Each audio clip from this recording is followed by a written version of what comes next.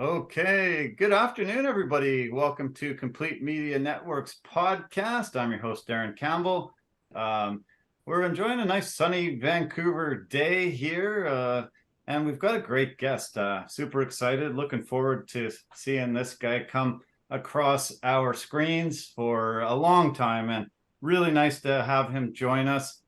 We've got Lyle Chausse joining us here. Lyle has a really interesting, great background that all of our viewers and listeners are going to love here today. He's been in the music industry, I think, his entire working life, and he's also dabbled in a few other things as the years have went by. He has a really great merchandising company that we're going to touch on today for all you business people out there. And he's a big sports guy, loves those 49ers. We're going to get into some talking about sports today. So we're going to have some fun. We're going to have a great time. I hope everybody is tuned in. Sit down, enjoy yourself. We're going to have a great podcast ahead. I want to say thanks so much for joining us today, Lyle. I appreciate your time. Well, thanks for having me, and thanks for the introduction. It was great to run into you at the Kiss gig the other night Yeah. after running it into you at the Barnside Festival earlier in the late summer. Yeah. So and you gave me the invite, and here we are. Yeah, I love it. Yeah, I'm glad you could make the time. I know you're a busy guy. You've got lots on your plate all the time, so it's good you could give me a few minutes here. You're a father of three, a husband, and you're running that business. You manage some artists as well. So yeah, your time is valuable. So we really appreciate it here. Well, thanks. Yeah, I mean, I don't know. I've learned to be busy, and what's the saying? I think somebody said to me once: if you want something done, give it to a busy person. Makes Because sense. they basically won't mess around and get it done. And I try to be that person, and I try to be kind of a work hard, play hard kind of guy. And then when I'm doing nothing, it's not by accident. Yeah.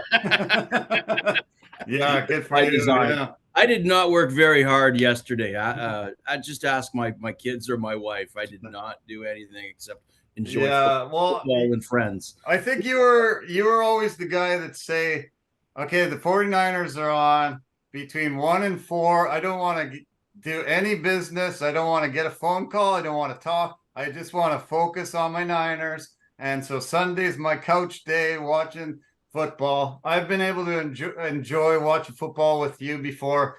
I actually remember going to your home and watching football, and I don't even think Red Zone was around at the time.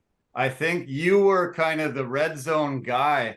And I had never seen somebody be so efficient with keeping up on the games that were all going on at the same time. And we were getting every touchdown that was happening in the world of football that day. And I left there thinking, that's pretty impressive. And then the red zone kicked in, and I thought, hey, that's Lyle's already had that figured out a few years back. And this guy's on it for sure.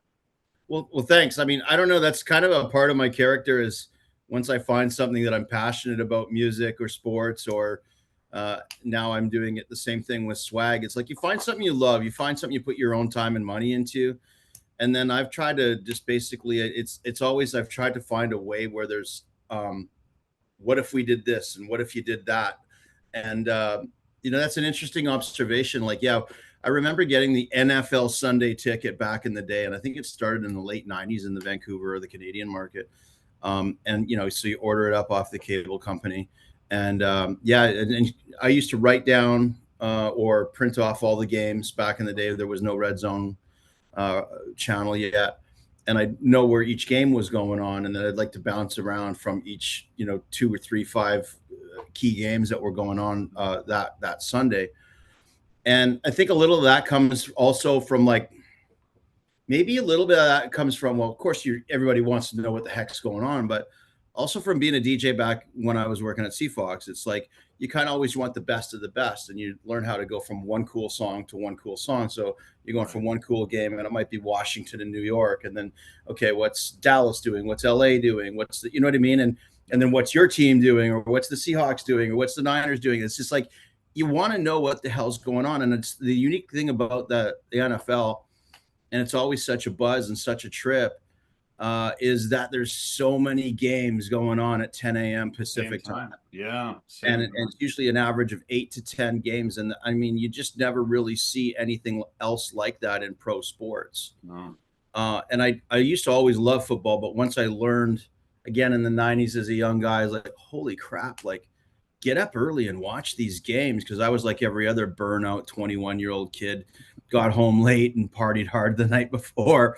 But so it's like I just started getting up earlier and enjoying it more. And then it was like once that red zone was available, it was just like, yeah, it was sort of a mixing skill. So that's kind of a cool observation. And it was just like, just check out the best games. And we, me and some friends yesterday, for the first time in a long time, we actually went to the local pub and did basically the same game. Nice. Went in there, and we know the guy at the bar, so we're like, okay, I want to watch this game, and this game, right? And it's like, and put the Niners in Jacksonville up on the big screen. And he was, oh, I don't know. And I'm like, here's some money, put it up on the big screen. It's like, done. Nice. That's great. Yeah. That's another thing I've learned. If you want to get it done like that, it's like, hey, you kind of got to tip people. Yeah, no kidding. Well, luckily the Seahawks weren't playing at the same time because, in our area, kind of they are the chosen one on the big screen, but luckily they were in the afternoon, which they normally are if they're here on the coast. So I used to be a big Seahawks fan when they were an AFC team. Right. They were the team to watch, right? We were going down to the Kingdom back in the day, and then we used to go to the university when they were building what's now Lumen Field. And I loved going and watching them when they were in the AFC, but once they came to the NFC West, I couldn't like them anymore. That was it. That's funny. Yeah. Yeah. Well, speaking of the Niners, you and I went to the 49ers game here in Vancouver. They had a game at BC Place. Is that about 20 years ago? Something. It's got to be 20 years ago, because I remember that I didn't have kids when I went, and I've got kids, and my daughter's turning 21 tomorrow. So yeah, it's got to be about 20 years or more. Yeah. Well, I can't believe that the NFL hasn't done that in the last 20 years, because it was well received. I know it was sold out.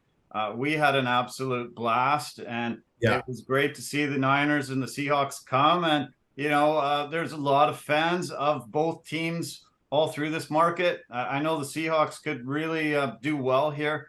There are a lot of people that make that 2-hour drive down and see the games live and local, but to have them come up here, I think it's a no-brainer.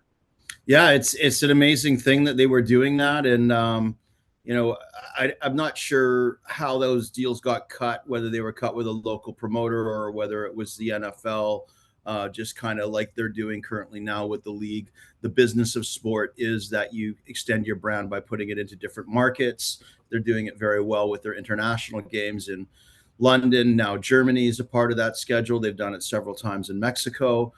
So to be able to see it bounce around in different markets is amazing. And of course, they've done a few Canadian games, some in Toronto when the Bills were an absolute disaster, and they couldn't get anybody out to their games because they just weren't a competitive team anymore, and the fan base was given up. So they bounced a couple games into Toronto, which was great to see.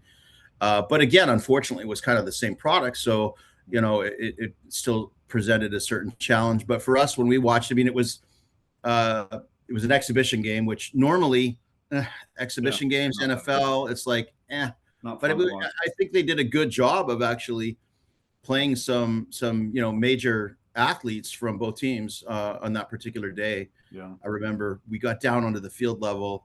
We got some field level passes there, and it was pretty cool to see guys like Steve Young, for me to be like, I don't want to say arm's length, but pretty damn close to Steve Young. And I was in awe of how big the guy was for a quarterback. I was like, holy crap. Yeah. He's a big dude. Even though in the realm of football players, he's not a big dude. Sure. and then the rest of them is like, holy crap, how big are these dudes? And then, but just like I said, like how competitive that particular game was. True. And they actually played a lot of their starters for a decent amount of time. I know. Yeah. You don't normally see that in exhibition. It was smart of them. Yeah. Because exhibition games, for the most part, it's just trying to see, the the rest of the guys on the roster and who's going to, be sort of the backups. And, most of the starters don't play into that final preseason game. And if that, they've only usually play a few possessions. So it's, yeah, it's changed. They did, really do a great job by making sure it meant something and, had the starters out there and the people that we really wanted to see. Absolutely. Yeah. Absolutely. I loved it. It was great. Let's hope maybe we can put something together, to try to make it happen again. Cause it was, I've done a few famous road trips. I don't know if you were, I don't think you had a part of them, but through some of my music business colleagues, I would get a little crazy and just go and order up like 20 tickets to a game and then just start selling them off to people. Nice. And we'd done some trips down to Seattle 2 or 3 times. And I've done the bus trips back in the day, and I never really liked the bus trip because you're kind of always confined to that whole world, and you're kind of hanging out with a bunch of people that you don't really know on the bus trip. And somebody, I don't know, usually somebody just basically, as they say in Wayne's World, he's partied out, he's partied too hard. You get those guys and just like, whoa, man. It kind of brings down the whole world on the bus. So we've done a few 20. I bought a couple of 20 packs of tickets and then hook up friends. They buy them, and then we pick a hotel room that's nearby, and everybody gets a room and does their thing. And we come up with an agenda. But yeah, we've done that a few times, and it's amazing. It's just nothing against the CFL, especially here in Vancouver. They've done a great job of building up the Lions. Unfortunately, they didn't pull it off this weekend, but the Lions have done a great job of starting to mimic what the NFL experience is. And the NFL experience has definitely, again, as pro sport, and the NFL product is such a great product. It's intruded, if you will, into the Canadian market and penetrated more than ever before. And people are more aware, like, again, you've got the red zones, you've got all these channels, you've got, of course, the internet, which again, like 20, 25 years ago when I was getting hardcore into football, all of that stuff was just breaking. And now, along with fantasy football leagues, people are just nuts about football. So we've done a few trips down there and taken some people down there who have maybe never been to an NFL game before, which is always fun to see. And then, so I do that a lot. And then I try to hit 1 or 2 games a year now in a different city. I came close to going to Pittsburgh this year. Nice. Probably still just going to go pop down to a Niners game now. How they're playing pretty good again this season.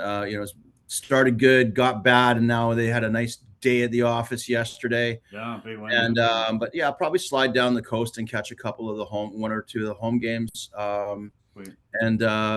But we went last year to Las Vegas and watched the Raiders and Niners on New Year's Day, which it's cool to go watch the NFL or your favorite team in another city. Sure. Like, again, not just the closest city. Yeah. Yeah. Good for you. Yeah, that must have been a blast. It was, especially on New Year's Day, man. I mean, everybody was in such a great mood, and with both fan bases being from California, which is, again, so close to Las Vegas. Yeah. I mean, it was absolutely packed. Such a great atmosphere. Both fan bases so respectful, so much respect for each other. And the Allegiant Stadium, the experience there was fantastic. So yeah, it was a great time. Yeah, good for you. Yeah, awesome. It's it is nice to see your team in other cities and see the support, people that actually make the trip and travel. And you're right, being from California, both those teams originally, not a hard jaunt. And the great thing about Vegas is typically you can get a decent price for a hotel room, and it doesn't cost you crazy amounts of money to make the trip. So easy to do. I mean, Las Vegas has got it dialed in. It's a really great place for people from all over the world to come and enjoy the NFL.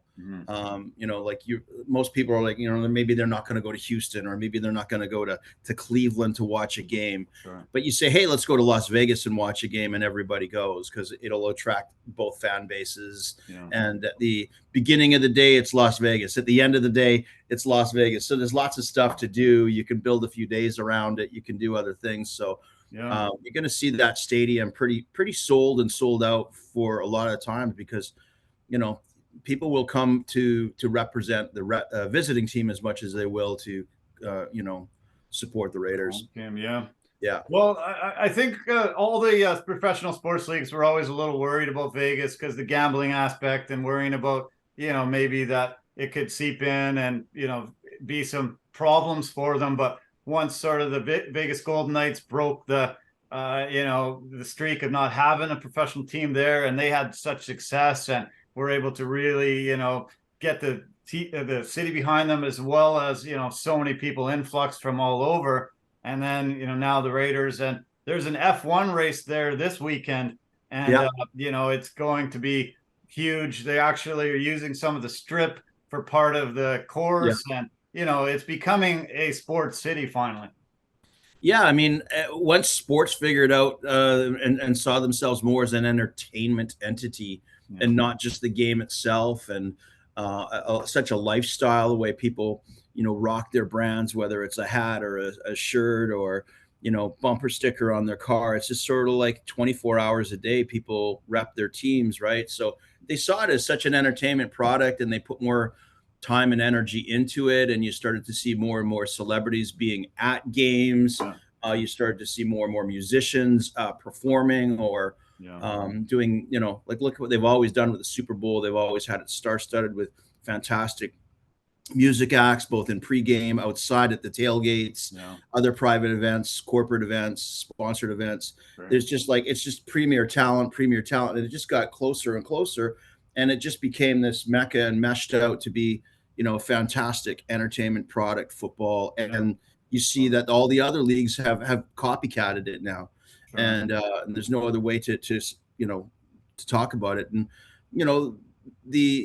the Golden Knights did a great job of taking that and seeing what they were doing with the NFL and putting it in, and like you say, being first. And Yeah. I mean, I love it. You can go to a Golden Knights game and there's bands playing outside. Like, it's fantastic, man.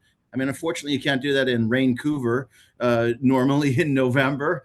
I've tried to put a couple of bands in my career and had, hey, let's put a band outside at Rogers Arena and have a tailgate party outside. And it's like, the people in the organization are into it, and then you got to start worrying about rain because you just don't know. Yeah. You could have the best of intentions of putting a band out there on a Saturday afternoon at 3 o'clock in the afternoon, but I mean, it's Vancouver. It'll rain if you do. You have a stretch of 9 days of sunshine, but when your gig comes along, it'll rain. Yeah. Unfortunately, yeah, that's the case. Unfortunately, that's how it is. We don't get the same vibe, and you see it at the Staples Center down in LA too. The same thing, like that giant plaza outside, and it's covered. And the weather in America, a lot of American markets, it dictates a different kind of vibe for sure, right? Yeah. But still, there's nothing like the hockey in Canada has still got its thing, and you see with all the new arenas in Canada, there's more and more entertainment being built into it. Edmonton is fantastic how they've got a huge foyer and they put bands inside there, and they've been hiring some great bands and putting them in there. And then as you look and see what the Canadian teams have been doing in the playoffs the last couple of years, and building some fantastic parties outside during the playoff runs and creating huge tailgate scenes and hiring fantastic bands like the Trues and whatnot, and building this fantastic vibe outside for the fans. It's unbelievable to see these worlds colliding of music, entertainment, sports. It's awesome, man. It's just a way different world now. I know. Yeah. No, it's nice because a lot of people do love music and sports, just like you and I, and seeing the worlds come together, it just makes so much sense. So yeah, when we were at the Raiders game, to give you I don't know if you've had a chance to go to a Raiders game yet, but I mean, Joe Satriani did the national anthem on guitar, and Ice Cube played the halftime, and it wasn't lip sync, man. It was all like, it was like they in Las Vegas again. They really, really put a lot of time, money, energy, resources towards it, and they make sure that it's top notch entertainment. It's fantastic. That's really great. Yeah. Yeah, well, I'd love to kind of go into your origin story a little bit, and how you became, how you kind of got into this music world.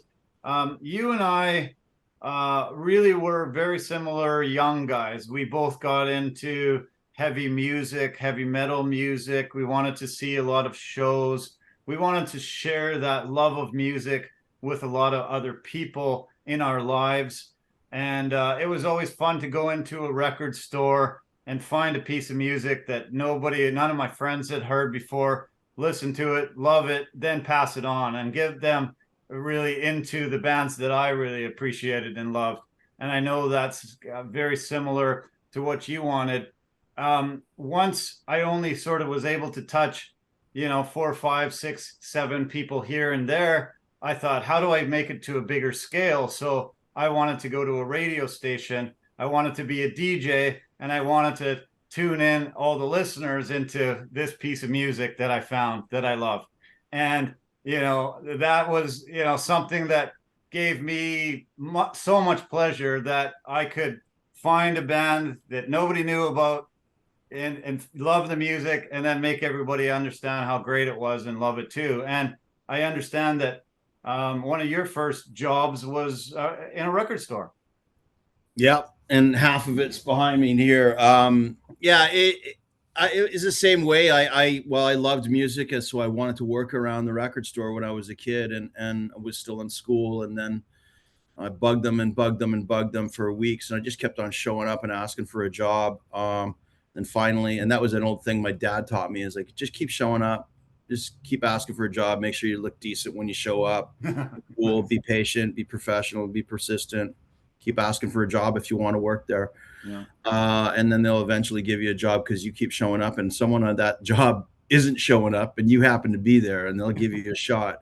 So there's always somebody getting lazy. Somebody always wants the job, and somebody is always getting lazy. So I got a job at a record store, worked there part-time, started to share what I knew along the way with the store manager, and tried to put some influence on, hey, maybe buy a couple more of these. You've only got one in the store. And, like, this is really happening. Whether I liked it or not, I was like, I remember, like, Madonna was starting to pop, for instance, when I was working at the record store. And, I'd been hearing it here and there. And, a friend of mine had MTV from the States. We didn't have it.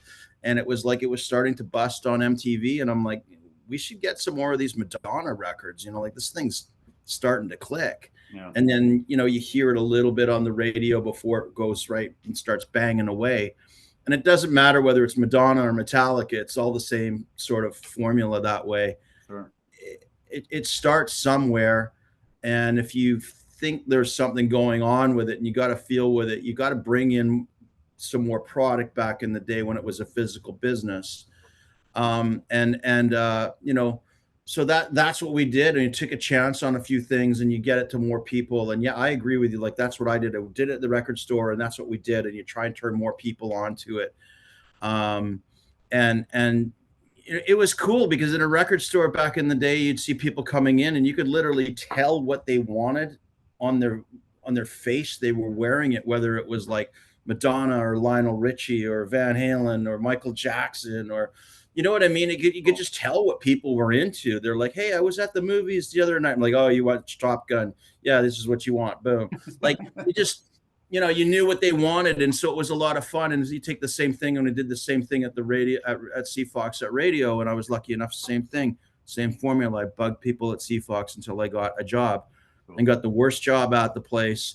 And then just kept on trying to, like, show them what I knew, what I could do, what I knew, without being cocky, with, being patient, waiting for your time to, make the team kind of thing. And do stuff and show people what you can, and, ask for opportunities, and show up when, again, nobody else would show up. And they're like, hey, can you do this shift between midnight and 6 a.m. and just operate the machines overnight? Because it wasn't a computerized world yet. So it was like, right, sure, I'll operate the tape, Cool.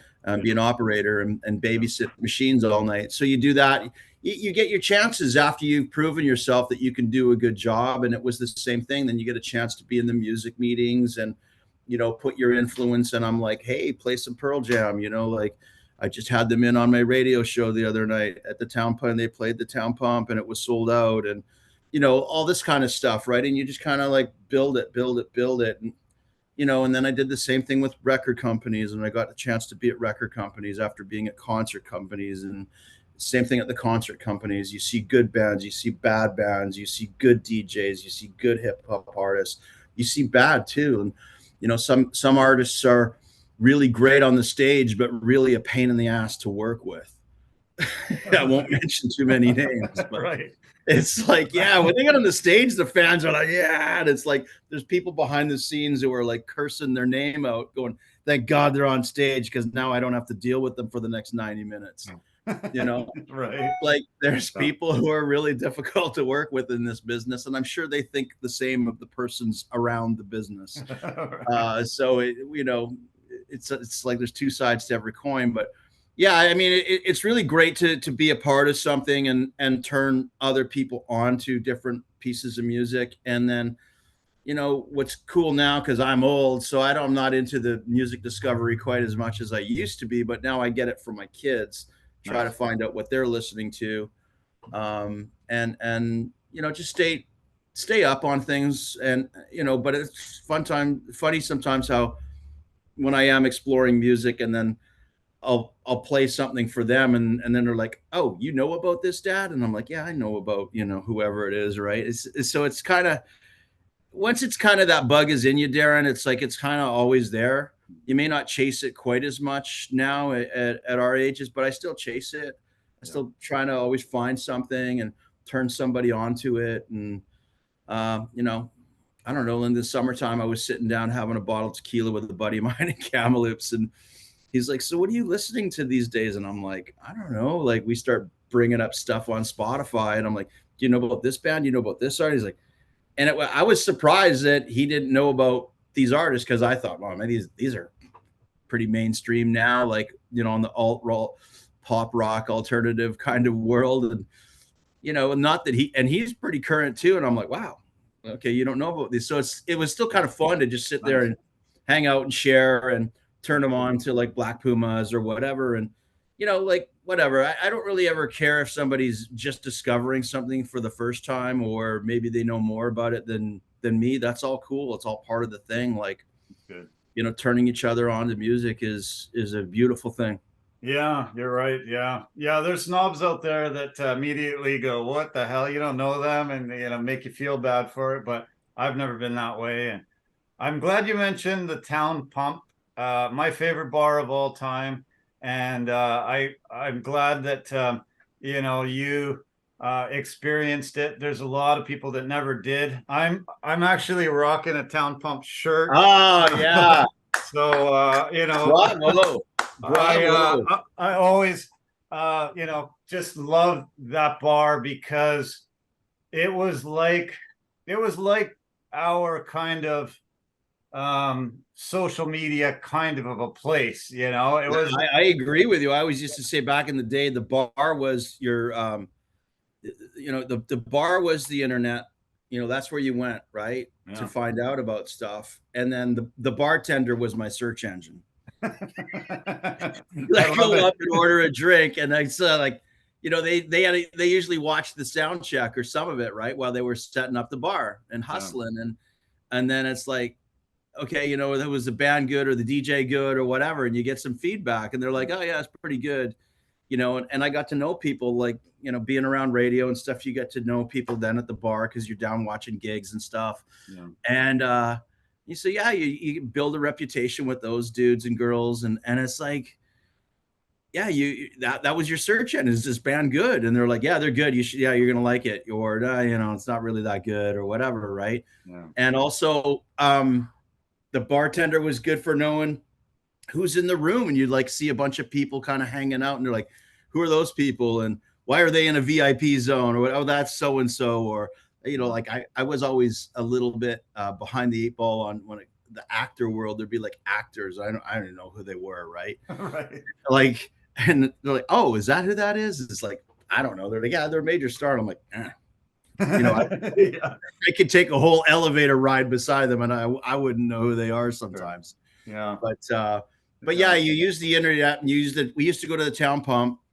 I wouldn't even know who was playing there sometimes. We didn't have the internet. So again, I know it's hard to believe, kids, but we would just go there on a Tuesday and watch bands and start asking people who's playing, are they good, blah blah blah. Have a beer, check it out, see what's going on. Sometimes you stayed all night and stayed too late and found an after party, and sometimes you were out in an hour and it was like, yeah, I'm going to go somewhere else. Sure. Yeah. you know Yeah. so it's just a different world that then. And yeah, the Town Pump was a unique place because one night I remember watching Living Color in there, and then the next night I'm watching Tracy Chapman, and then the next night I'm watching like Pat Travers, and it's just like, Okay. again, I know a lot of those bands or artists don't mean as much today to people, but at the time they were really relevant. And Very good. it's like you could get exposed to a ton of great music firsthand in the room, watching the artists play their craft, watching them sweat, watching their intricacies as they play. It's not the same as these things, and you're just like in and out, and you can listen to anything and everything, and people just click right through things so damn fast. And it's kind of annoying to watch how people do that, and that they don't invest time and stuff into it. So yeah, it's a different world. You can't fault people for it, but that's the way the world works now. But the Town Pump was legendary for exposing and taking that thing that you talked about, where it's like somebody believed in the artist and somebody believed in the promoter that was bringing in the artist and would give them the chance. And the Town Pump was run by a bunch of great people who would always take the time and the money to invest with promoters to bring certain artists in that had never played the market, never played in Canada. Yeah. Yeah. Like Stone Temple Pilots, one of their first show in Vancouver was at the Town Pump, and they couldn't sell tickets to it. It wasn't selling worth a rat's ass. And they ended up cutting a deal with CFOX to do a food bank benefit show that if you just brought down cans of food to the Town Pump, you got into the gig. Wow. Yeah. Yeah. And that's one of my And favorite bands. and it still didn't fill up because nobody knew who the hell the band was. Yeah. Well, I saw tons of legendary bands there. I think I saw Tool there with maybe 100 people. I think I saw even the Hip there with not even filled up. That was for a record party, a record company party. I was there too. There was probably less than 100 people in the room, and it was incredible how they had such a variety of artists. It wasn't like a rocker bar. It wasn't it wasn't this, it wasn't that some rap only every night. It was just so many different varied artists. And so often, you would just be surprised, just walk in, check it out. And the artist would come out on stage and blow your mind. And like, wow, so glad I came down. And it just kind of made me want to be there, and finding out about emerging talent that was coming from all over, and finally getting an opportunity to break into Canada for maybe the first time. Absolutely. Yeah. I can't even tell you how many times I had the opportunity to work with bands or just watch bands, and it was their first time ever in Canada, and just kind of even breaking down that barrier with artists because a lot of artists and Americans have this preconceived notions to what Canada is or should be. Yeah. And Vancouver, of course, usually breaks most of those molds anyways, because we're not as cold in the winter as Toronto or Montreal or Winnipeg or Calgary. Yeah. So, all of those things are quite, broken away. And then, the Town Pump was in a unique part of town with Gastown, so it had always had the seaside and the tourist sort of attraction of Gastown, and then it's got the dirt of the city just around the corner too. So it's just kind of always a I don't know, cool, edgy, keep on your toes kind of thing, but sit back, enjoy a show, and there's lots of nights too that we would just be down there, and if you didn't really dig what was going on, it was still decent, but you just go to that loungy part and hang out. There was a pool table, and just hang out and meet people that were I always call it a room full of art damaged people that was you'd be sitting there, and there'd be guys from this band and guys from people from that band, and there'd be just people from the local scene. It had a scene. And so sometimes it was there. It was like the Tom Harrisons of the world from the Vancouver province would hang out there, and you shoot the shit with him and have a glass of wine and find out what he was into, and that was all. Again, there was a scene going on, and no different than a New York or an LA or a Seattle. Every city has its music scene, and Vancouver did have its music scene. It just wasn't as glamorous as some of those aforementioned cities. Yeah. Well, I spend a lot of time traveling to Seattle, and they had their iconic places. And I spent a lot of time traveling into California and going down, to the Sunset Strip, and they had all those legendary rock bars. One of the places was the Roxy down there, and so then the Roxy became up here. There was just a lot of really great spots where there was emerging talent all the time, and all the record executives and people were signing up talent. They had that grunge movement in Seattle where everybody needed to have a Seattle sound band and everything. But Vancouver had the Commodore, we had the Town Pump, we had a few great spots that were just great to be around and felt part of it. And one of the bands that I fell in love with when I was a teenager or merging into my 20s was the Age of Electric. And I saw them at the Town Pump, and they were phenomenal. And Todd Kearns it was in that band.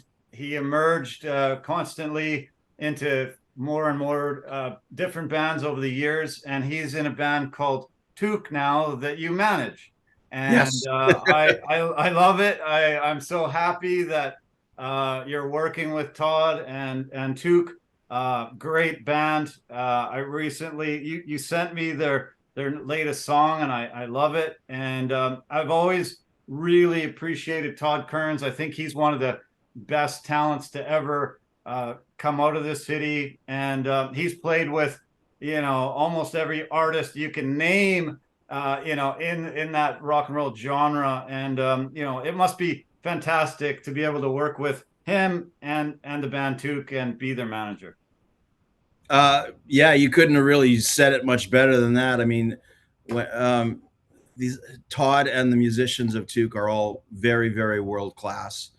And then when I was presented with the opportunity to get just on the phone and I started talking to Brent, Brent Fitz, and because at first it kind of started out in texts and emails or whatever, what's going on, and that's great.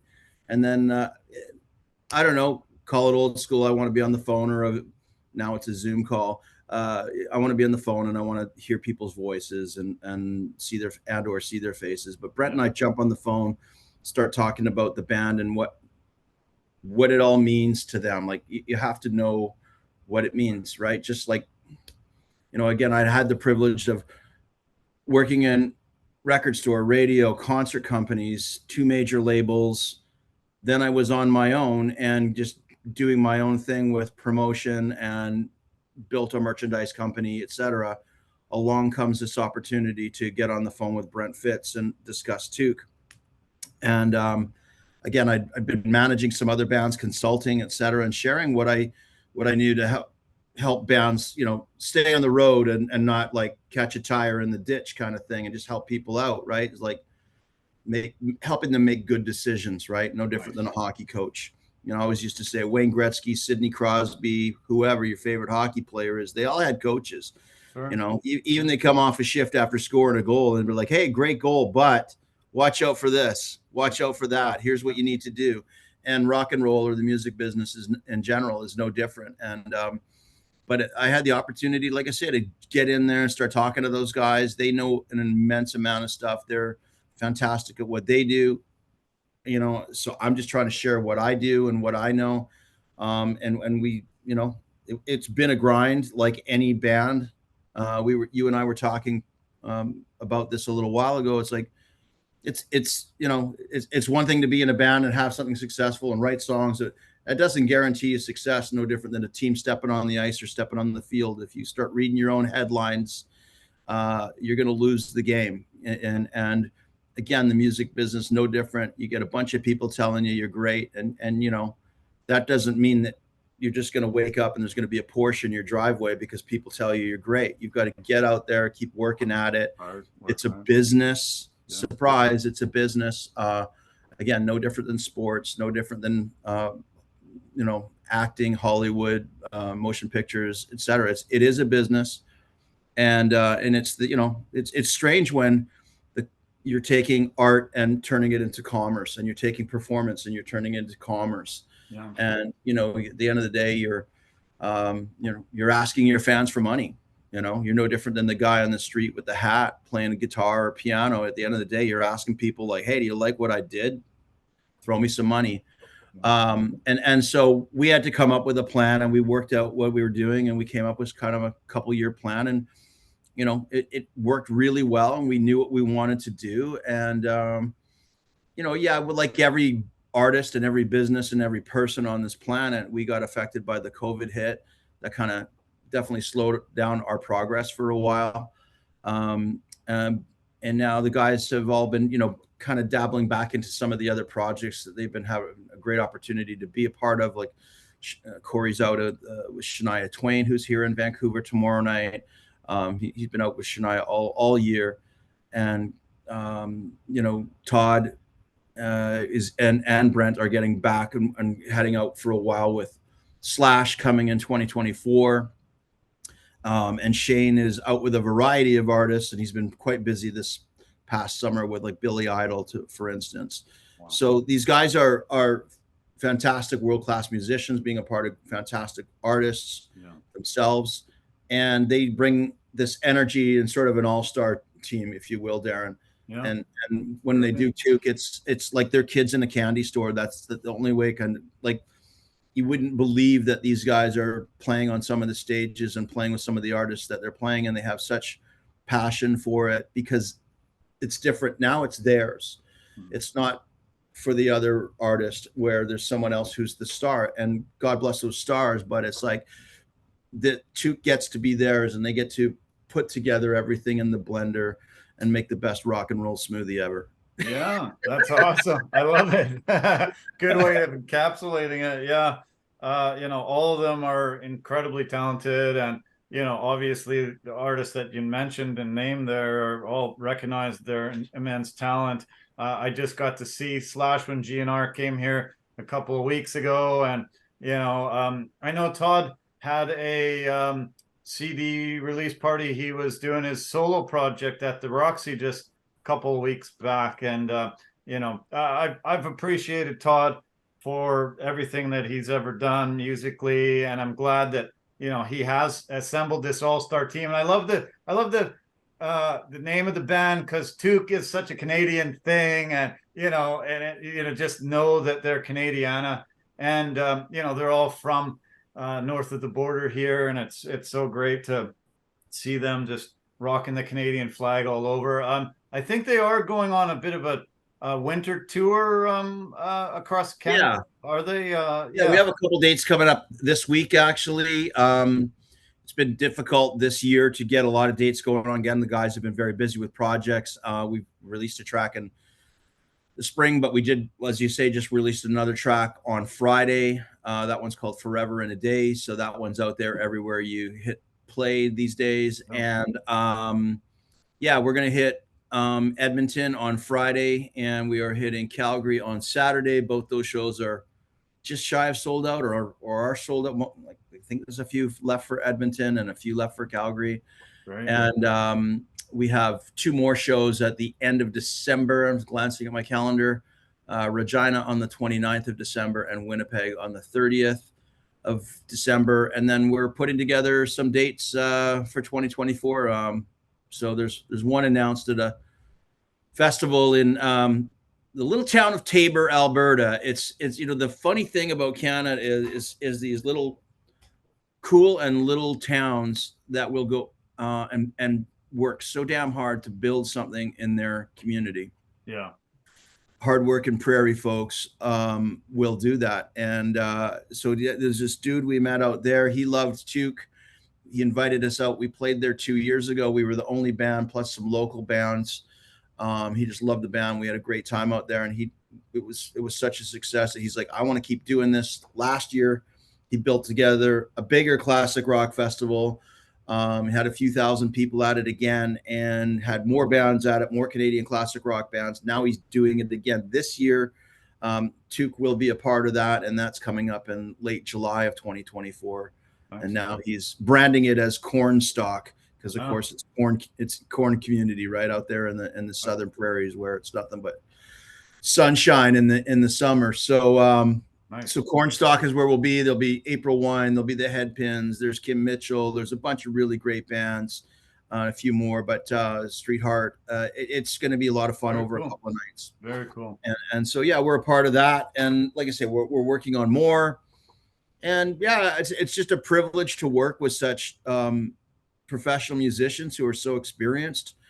And so when we're taking our experiences and meshing them together, I know what I know, they know what they know. We share our ideas, we share our questions, and good, bad, or indifferent. We just kind of put it all in again and blend something up and try to make sure we're putting the best foot forward all the time. And we've had a lot of fun. We've been able to again combine some rock and roll and some entertainment. We've played CFL events with tailgate parties at Grey Cups in Edmonton and Calgary, Regina, and we have done the NHL Heritage Classic in Regina as well. Cool. So playing outside and those guys, I mean, talk about warriors.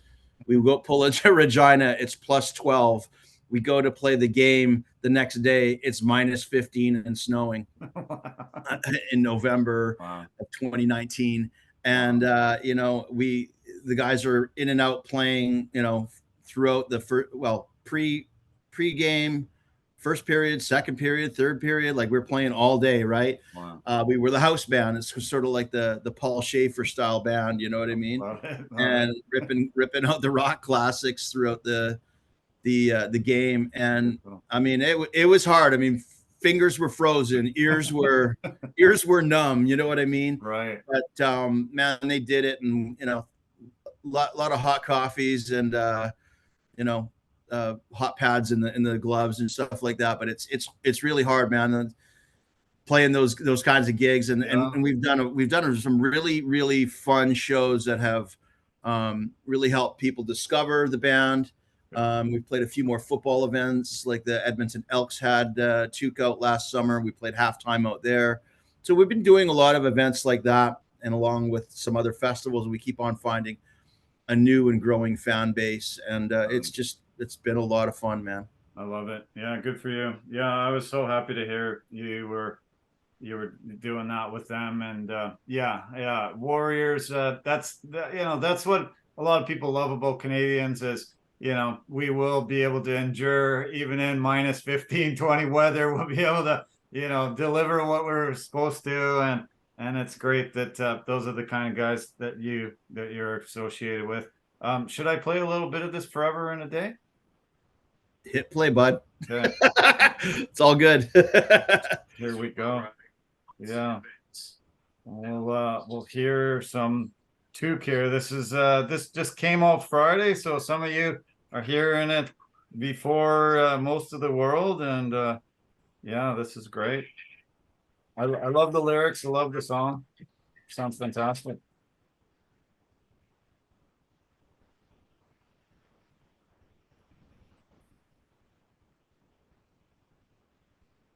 Yeah. Love it. I'm not hearing anything. I don't know if I'm supposed to. You can't hear anything? I can't hear anything. I hear silence. Oh, weird. That's strange. Are you living like you're living just to live? Not hearing anything still? Getting just the vocal. With all that's taken from you,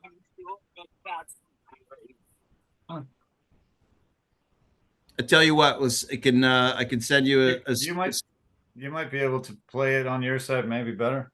I can send you a streaming link that I don't know, maybe you can link people to that they can grab. I love that. Yeah, that would be fantastic. Yeah. Well, when I post this, I will. I can put something. If you send me a link, I'll put something up where people. Let's do that. Yeah. Yeah, that'd be great. Okay. You were mentioning about having to look at it as a business, look at it as, you want to go to your fans and say, hey, if you like this, support us. And, show by purchasing music and that kind of thing. You also realize that a lot of bands do get a lot of money from their merchandising. And you've got an organization that helps a lot of these artists with the organization merchandising, and it's on your hat. I've got a card in front of me. Oh, yeah, I thought I was wearing a 49ers hat today, It's a I can't quite see it on the screen. I actually. Tell us about the Black T-shirt company and getting into that merchandising world that really does definitely helps festivals. It helps artists. It helps the music community because it's necessary. Thanks for kind of bringing that back around to that. Yeah. So when I got away from the big corporate side of the music business, which was fantastic and I loved it, but there was a lot of changes as the streaming world changed, the physical side changed, the profit margins changed. Well, companies were in transition is the only way to talk about it, and that would be, the better part of 15 to 20 years ago. Things were starting to change in a big way with the MP3, and then people were just downloading music. So right. Record companies contracted. I survived that for a number of years. Again, it still takes people to be passionate to break artists at radio and media and connect it into different sectors of the industry because there's so many things that are intertwined. But eventually I just, I wasn't a part of their plan anymore. You become no different than anything else. So myself and another gentleman by the name of Mike Rice, I said, you go start up a company in Toronto and I'll handle the West Coast kind of thing.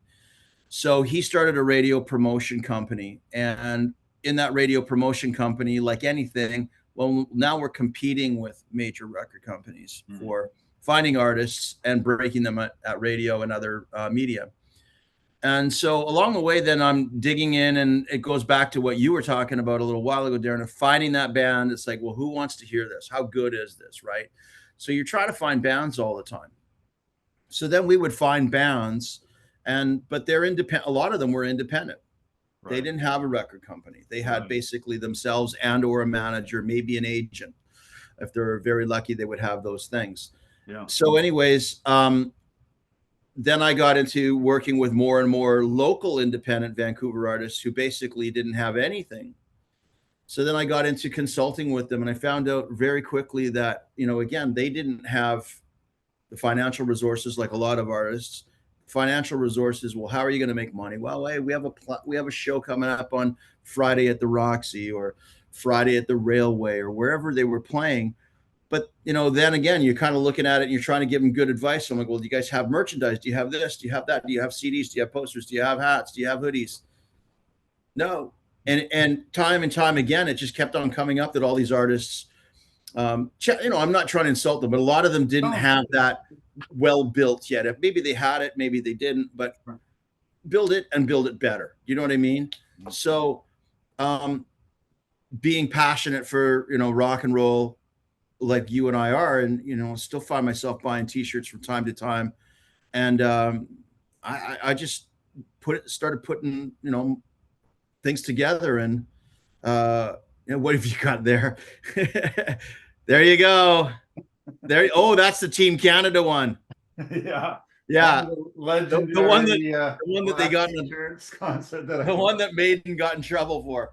But yeah, we just started putting things together. I knew some people that have been around the business. I was working with a partner for a while. We partnered a company and started building it out for a while, working on a variety of projects.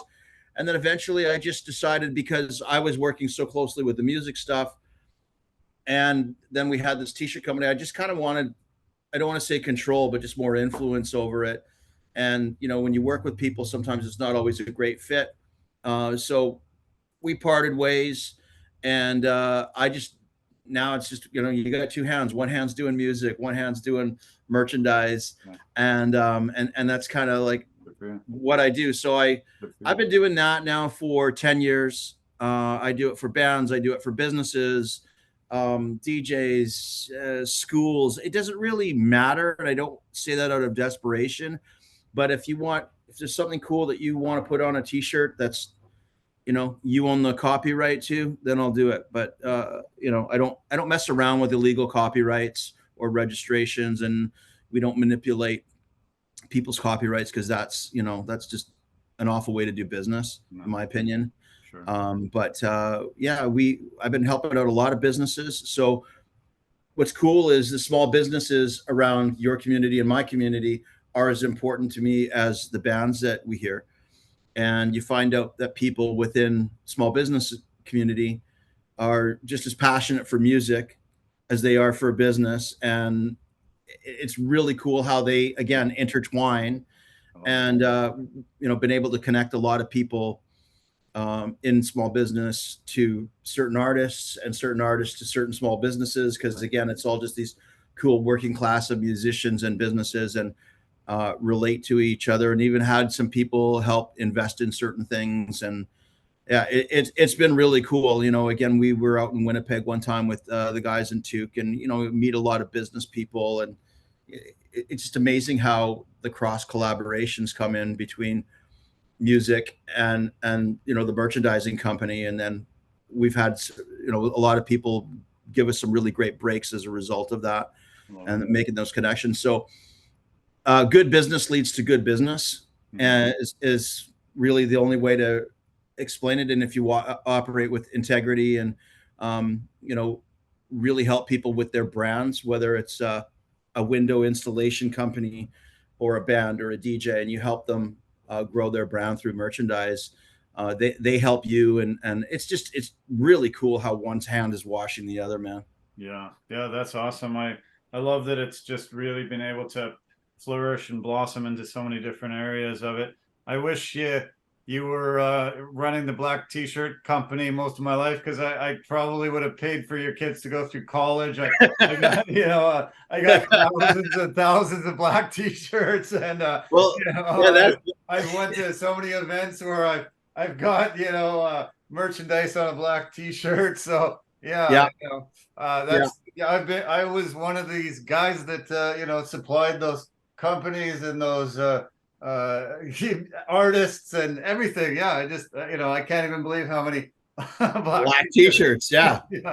I'm pretty Exactly. sure I'm wearing one. No, I got a black t-shirt underneath my black hoodie. It's kind of amazing that I'm not wearing a black t-shirt, but I got the Town Pump one on today. So I was wearing red yesterday for the 49ers. For the Niners. Yeah, no, it's the funny story about that is, originally I was running the merchandise company just under my music company branding. And then Terry McBride from Network Records, great dude. I was at a seminar, sort of managerial conference that I had the pleasure of being invited to. And we had these breakout meetings. He's like, hey, come to my room and let's have he doesn't drink. So he come have a bottle of water with me, Lyle. And I'm like, that's fine, but I'm going to be drinking a beer. And so we go in there, and the first thing he says is like, what the fuck are you doing? I go, what? And he goes, well, you got a merchandise company and a management company. And I go, yeah. And he goes, you know better than that. Break out the brands already. He's like, and I'm like, oh yeah, you know what? You're right. And so we talked about that for a while. And then I didn't know what I was going to call the company, but it was like, okay, kind of felt like I was on the hot stove now. Like Terry McBride's paying attention to my little company, right? And knows about it, and he's kind of calling me out on it. So then I'm writing an order to one of my suppliers. I'm like, hey man, I need another 1,000 shirts. And he's like, I give him this order or whatever, and he's like, then he hits me back on the email, and he's like, well, what color? And I'm like, black. Yeah. Like, when did I ever order anything that wasn't a black shirt? Like, everything just always seems to start there. Yeah. And then I just kind of had a little moment when I finished off. I'm like, that's the name of the company, the Black T-shirt company. Cool. Yeah. It was just sort of like, moment. Moment. Yeah. And then I started looking around, and I'm like, well, nobody had it. And then I wanted to spell it different. So just to be different. So I don't know. It's fun. We want to keep it creative. It's the t-shirt to me is also it's an artistic space. So it's no different than, you know, a CD. Okay, so on here, you know, this is a space for music. Yeah. This is a space for art, Sure. and the t-shirt is a space for art. So what I really love about the t-shirt business is, what are we doing with the art? And is it a branding exercise, or is it not a branding exercise? Is it a promotional exercise? Is it tying back into an album or a single? Is it, you know, there's lots of ways to sort of look at it. So Yeah. I love the creativeness of the t-shirt. It's not just as simple as like, what's fun is just being a part of it. No different than developing an artist career, is taking what's so simple, which is t-shirt, which in the back in the day was known as underwear. You know what I mean? It was because you wore it under all the formal clothing, and the t-shirt today is a normal thing. But that we taking that and we're turning it into a canvas, and then we're turning it into an opportunity. And again, what's fun about it is learning the client's goal. Yeah, that's great. You know, sometimes, you know, I've worked with politicians, I've worked with companies, I've worked again with all kinds of artists, I've worked with people who are artists that want to take their art and put it on a t-shirt, which is usually really, really intricate and really insane. But it's, you know, it's really, really I just freaking love doing it, man. Good for you, man. Yeah. I can imagine it's you know, being able to be so creative and being able to help so many people. That's awesome. It's remarkable, commendable, very great. You know, it's nice to see artists benefiting from your hard work. And I saw you at this Barnside Harvest Festival. That was great. You had the merchandise booth there. I think I saw that you were down at Stanley Park. They had some kind of festival down there. Yes. Yeah, you had something That was a happen. private event for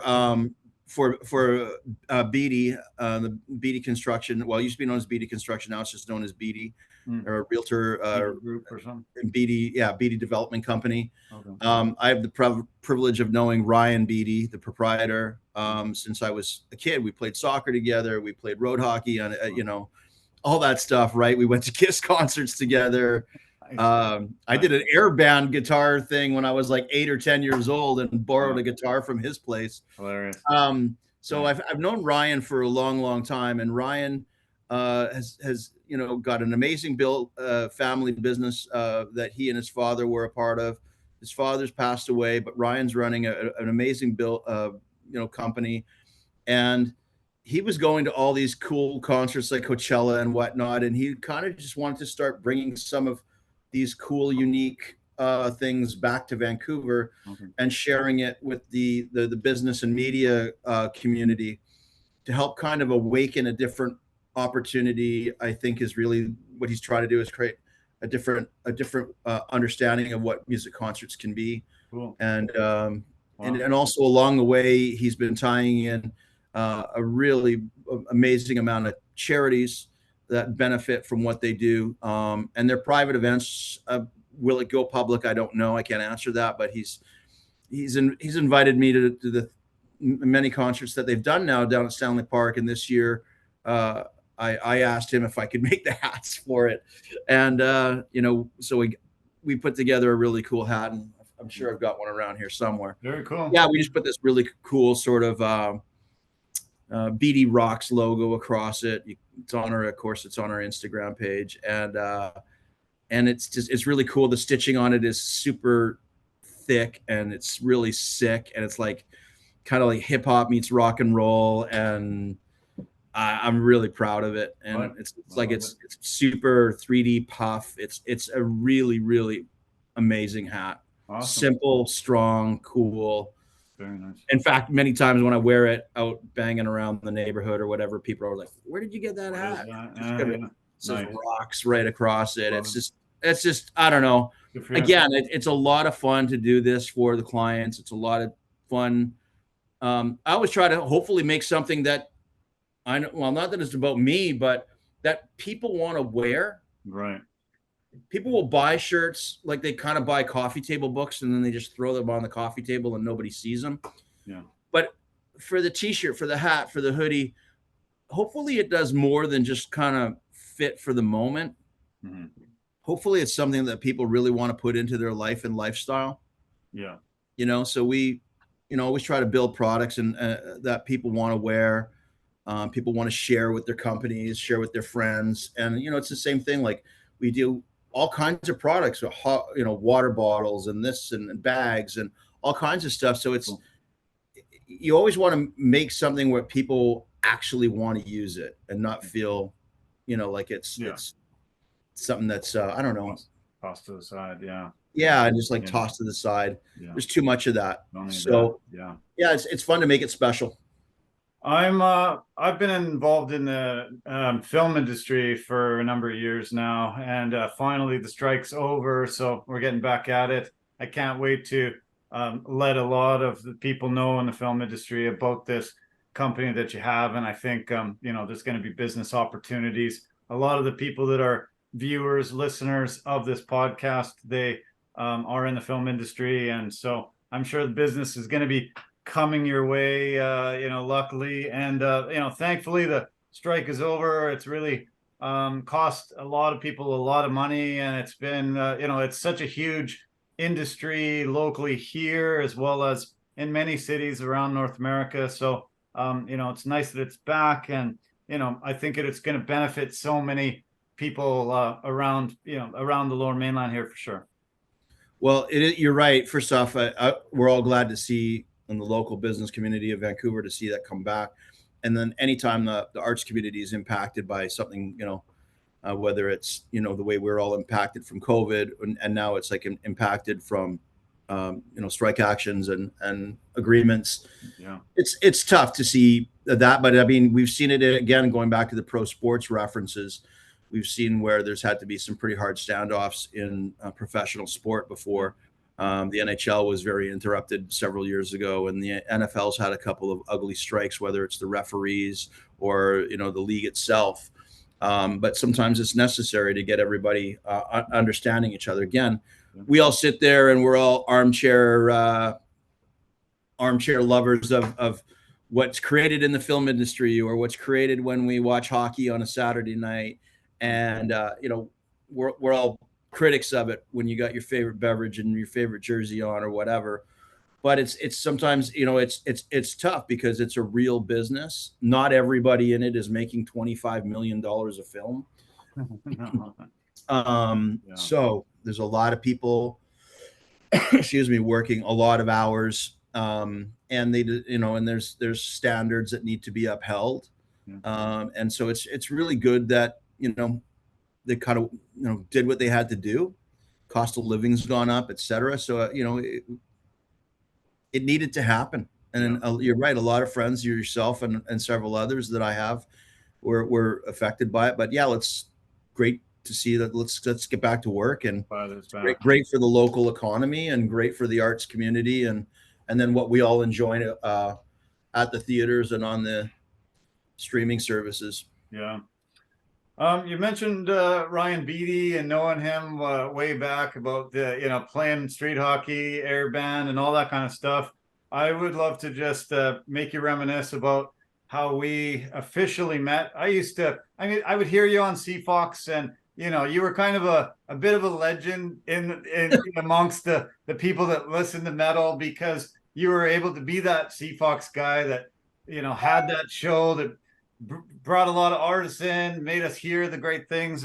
We loved it. I would see you at a ton of shows all the time. You worked with Sony Universal, which became House of Blues and all that, and I had friends that also were that way. But we kind of officially met through our mutual friend Jason Hildebrandt, and I remember the conversation that I had with him when he mentioned you for the first time, and he said to me, I was working this weekend and I was sweeping up betting slips with this guy next to me, and we struck up a conversation, and he said that this guy reminded me of you, Darren. He said he's pretty ambitious. I know your ambition is the sports world and some music, but the sports world, his ambition is the music world. And he said his ultimate dream one day was to produce a Metallica show. And he said, yeah, it's pretty cool. He said, hopefully you guys will be able to meet soon. So over the coming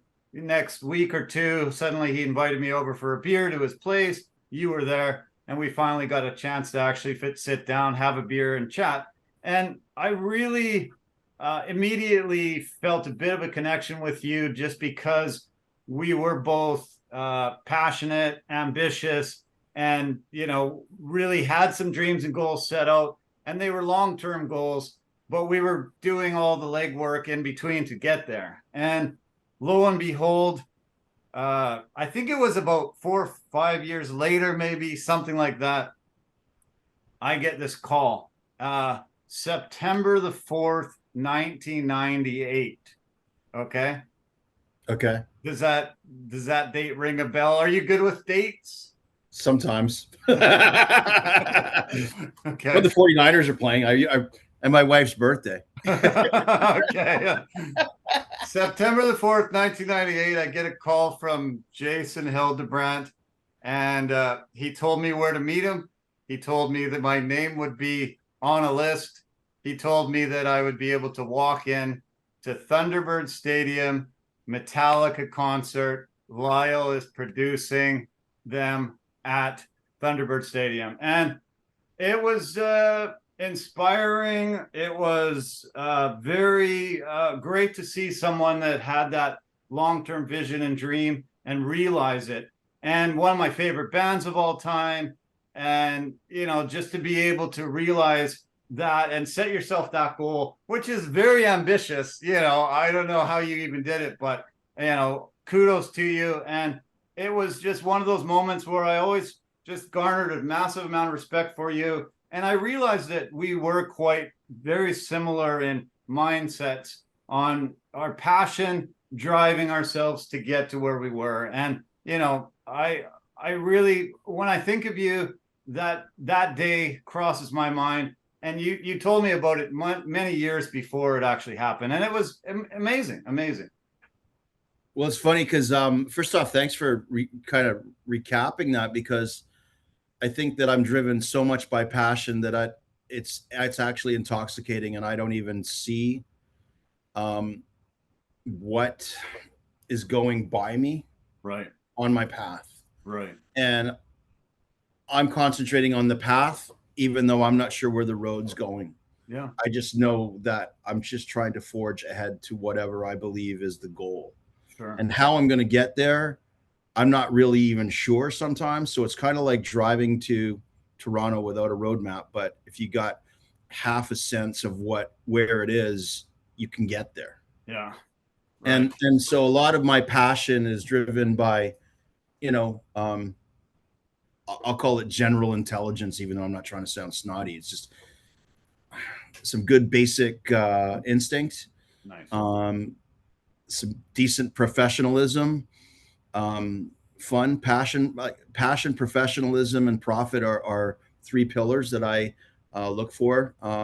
That I've actually got. You can't see it over here, but there's this thing in my office where I drew it out as a triangle. Nice.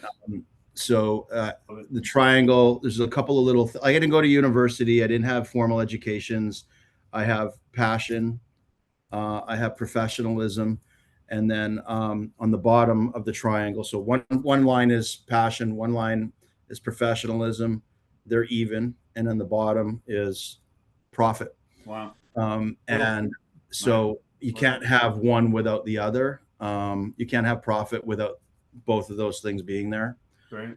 You won't have profit without passion and professionalism. And when you don't have profit, I just look back and go, well, where did I screw up? Did my professionalism screw up? Did my passion screw up? Both of those could be true simultaneously. And sometimes it's one of the two, or just something fractured within one of those two. Yeah. So it's no different than watching, again, our favorite teams on the ice or on the field, and you see little mistakes in a game. Those players work their tail off all week to be a professional athlete, and then somewhere along the way, at some point, something broke down in the game. Maybe they got too emotional, maybe they got out of position, maybe they just judged it wrong. There's all these things that happen in their passion and their professionalism, And so as we watch them entertain us, I use those as symbols to understand my own passions and professionalism, and then the profit, which is a fancy way of saying result. Right. W's are a part of the profit equation for athletes, Mhm. and for us, again, in success of the entertainment business with you in film and media, myself in music, it's like, well, where did something go right? Where did something go wrong? Sure. And so Yeah. that's another thing I've always tried to do. Is I couldn't do it when I was in school, when people would say, hey, write a post-mortem report. I didn't really understand it. It didn't make any sense to me. But as I went through business, as I went through life, and as I sit out here in my home office, a lot of times when my family probably wonders what the hell I'm doing, because this is sort of my little studio or whatever. I come out here and I'm writing a lot of notes to myself, Nice. or even just I'll write a bunch of notes to myself, read it to myself, and then I just throw it away and try to just leave it and lock it in here. And just it's kind of like writing a diary. So the passion and the professionalism are so important to that path. But again, when you like saying you were reciting so much of, oh, you wanted to do this or whatever, like I honestly don't remember a lot of that. I just remember that I wanted to do a lot of things that I guess were pretty unconventional to a lot of people. Yeah. And I was getting closer to doing that. I was working on concerts and small clubs, and then I graduated to theaters, and it was just like, it just, I mean, I produced shows in some of the worst clubs in the city, where you had to watch your back all night because you thought somebody's going to jab me with either a knife or a heroin needle, one of the two. Yeah. Like Wow. that's where I started out. I started out literally in the trenches of this city, working on some crazy little punk rock shows in some really crappy venues, but I worked hard, did my best, and just kept on going. And so I was driven by passion. I knew there was more. I knew there was bigger things. Yeah. And I'd had the privilege of being already backstage at many shows through radio and other media opportunities. Record companies would invite us to some things that I'm not. You've seen my home. I'm a humble dude. I'm not in it for the glamour. Yeah. I'm in it to just be a part of it, find some great bands, put together some great events, and I like being in the background. I like just making sure it happens and happens well, and I'm happy when it's over too, and it's worked well, and I can either go home or go to a hotel room or get on a bus or get on a plane and come home. I'm just as happy. Nice. So and I try to be really humble about it.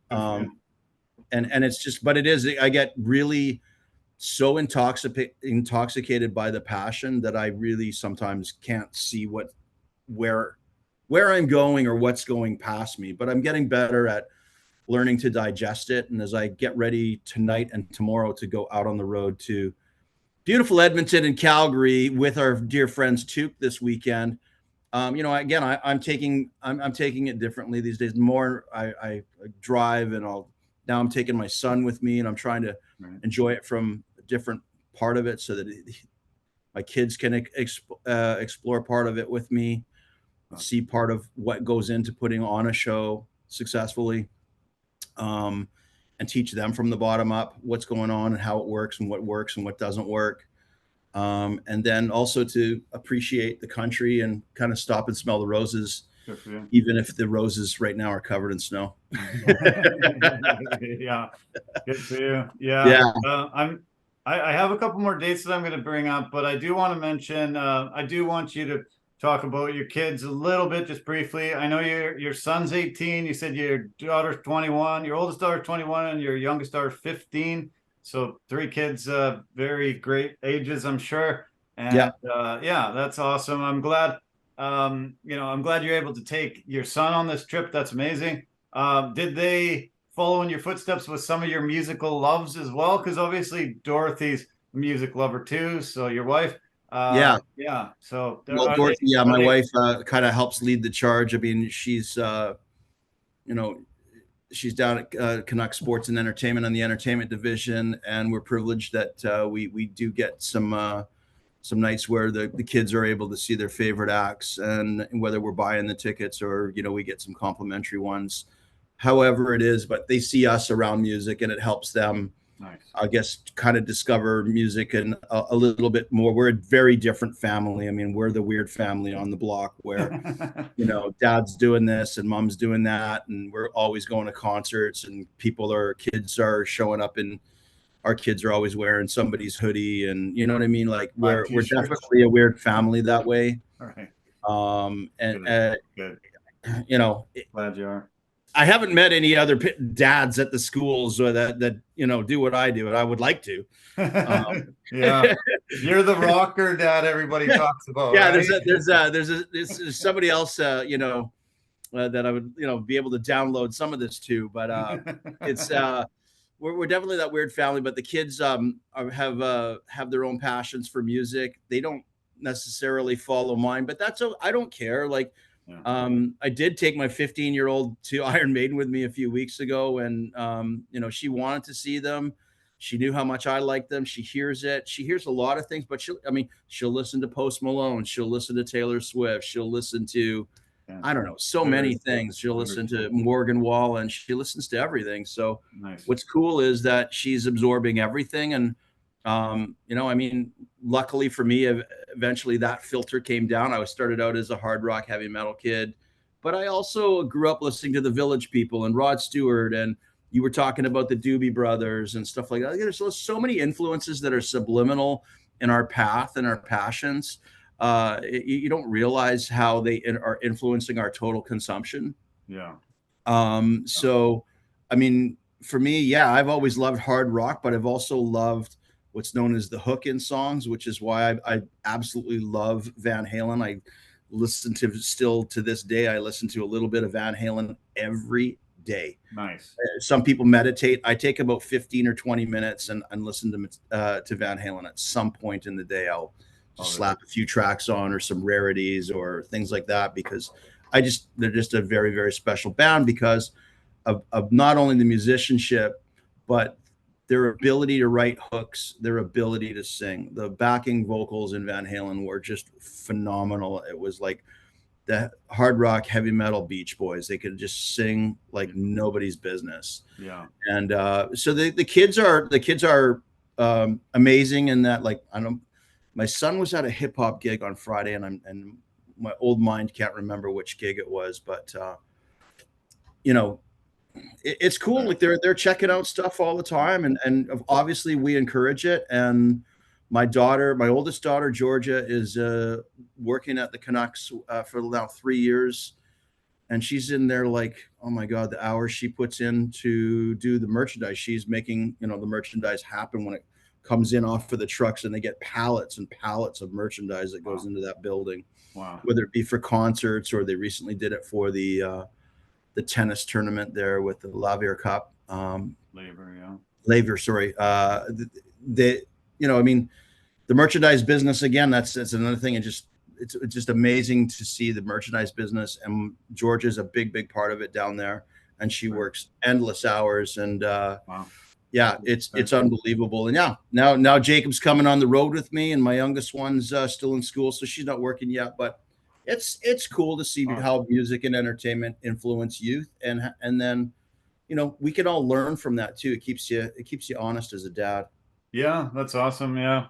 I'm super happy for you, and great to, you know, see they're all doing well, and following you know, your love of music, both you and Dorothy. So it's great. I have another date here, and I will throw the date out. I'll probably have to give you a hint or something, but this is May the 11th, 2000 is the year. It's a special date in my life, and you were part of it. So I'd like to, you know, have you remember, or try to remember what you remember of that day. Does it ring a bell whatsoever? Well, I don't know. See, the only thing I can think of right now is in 2000. I mean, I was getting married, so that summer. I mean, I know I was working at Sony Music at the time, so it might have had something to do with something I was doing at Sony. So yeah, it did. We we heard about a show that was happening, and you could only Oh, I know where it's going now. you could only be Pearl invited. Jam, There Commodore was no Ballroom. tickets for sale. There was you could only be on a special kind of VIP list to get in. Yeah, people don't You and understand how Jason- insane that was. Yeah, Pearl Jam, Commodore Ballroom. Yeah. Yeah, Yeah. we were launching, I want to say, the binaural album, and we were sitting around. We had a budget to launch the album in Vancouver, and somehow me and or my colleague at the time, one of us blurted out that we should put them in the Commodore Ballroom and do a concert, because the Commodore had just recently reopened, Right. and say a year or maybe 2 years, and the Commodore was like the place to go in its relaunch.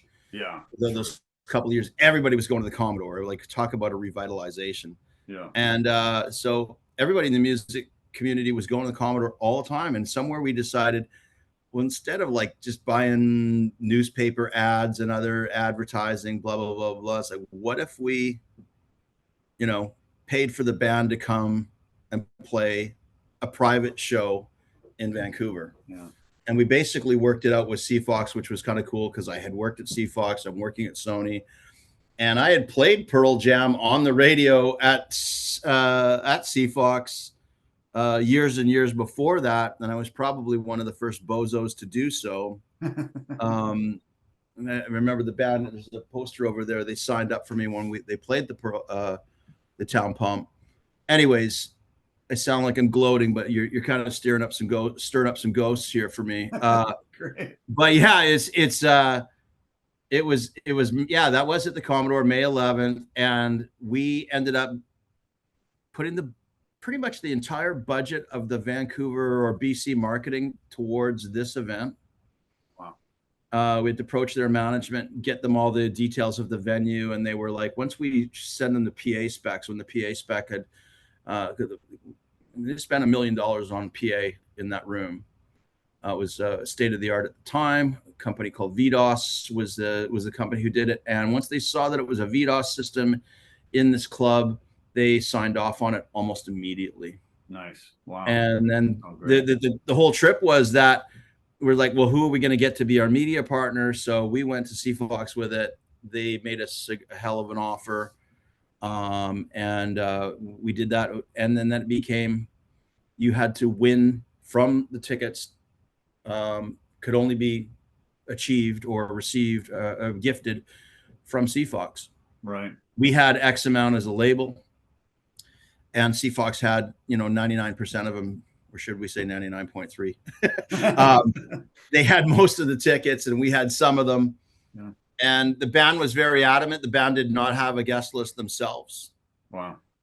They basically just came in and did the show. They didn't do any of that. They didn't have any guest list. They just wanted it to be a radio event. And I remember that we even got like requests. But once this kind of broke out, that this was happening, people from all over kind of like wanted to be a part of it. Yeah. And we had requests from like Rolling Stone magazine and stuff like that. And then, so, we take these requests and we put them forward to the band's management, and management was like, no, nobody comes in other than amazing. Your guys' guest list and the radio guest list, or sorry, the CFox, lion's share of the tickets. Yeah. And it was an amazing night to see an arena band of that caliber. They'd been playing everything from stadiums and arenas and theaters, sold out everywhere around the world at that point. Yeah. And then we bring them home to 1,000-seater in Vancouver. It was amazing. Yeah, that was definitely one of the best things I ever saw. Just to be able. I got you into that show. I don't know if it was you or it was Sheena or it was somebody I knew at CFox, or I can't remember. Maybe remember that. Oh shit! It probably was, because I remember standing beside you and Jason, and we're there, and you came up and delivered one of the funniest lines I've ever heard in my life. Oh no! Yeah. Oh no! You came up and said, "So this is going to be so phenomenal. This is so great. I am so happy. You said, um, if Eddie Vedder just came up and farted into the microphone, this is the best day of my life. And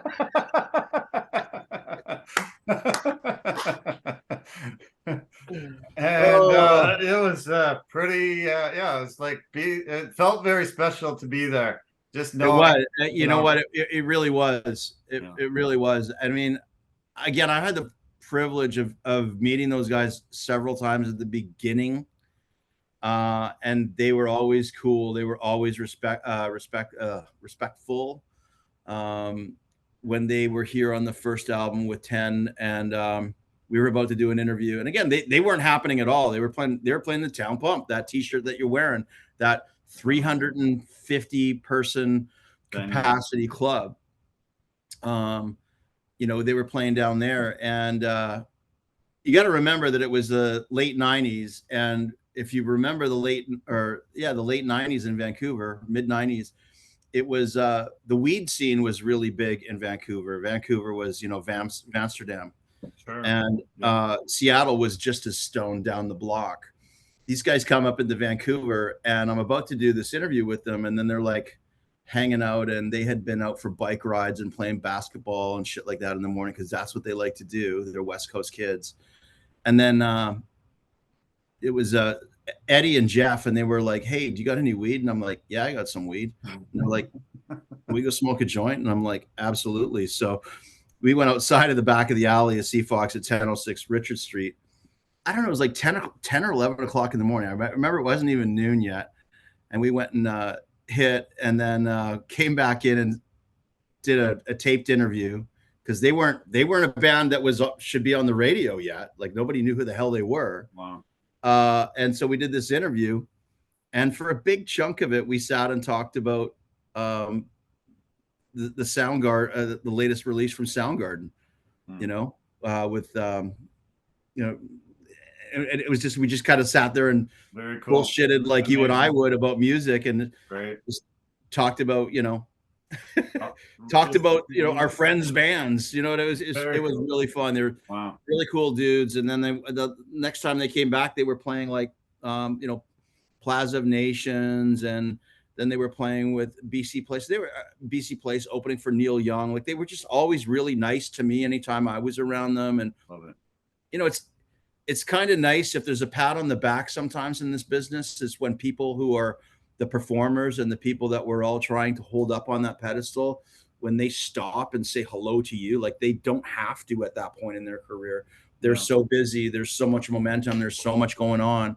And then you run into them at a gig, and they actually stop and they remember you, and then they stop and say hello and what's going on, and hang out, or invite you to the dressing room later for the night to have a drink with them or something, or hey, we're in town tomorrow, let's go grab a coffee. Like when that kind of stuff happens, it's just like it's overwhelming. It's overwhelming. Shocking. And I spent a lot of time down in Seattle when that kind of grunge movement was sort of just even starting taking off, even before the grunge movement even was a thing. And I remember going to a Mother Love Bone show, and I actually ended up backstage, and I got to hang out with them all. And then, then all of a sudden they broke up, and I thought, oh shit, this is terrible, because, I thought, man, this band could be huge one day. And then all of a sudden it, split apart, and it became two massive bands in the world.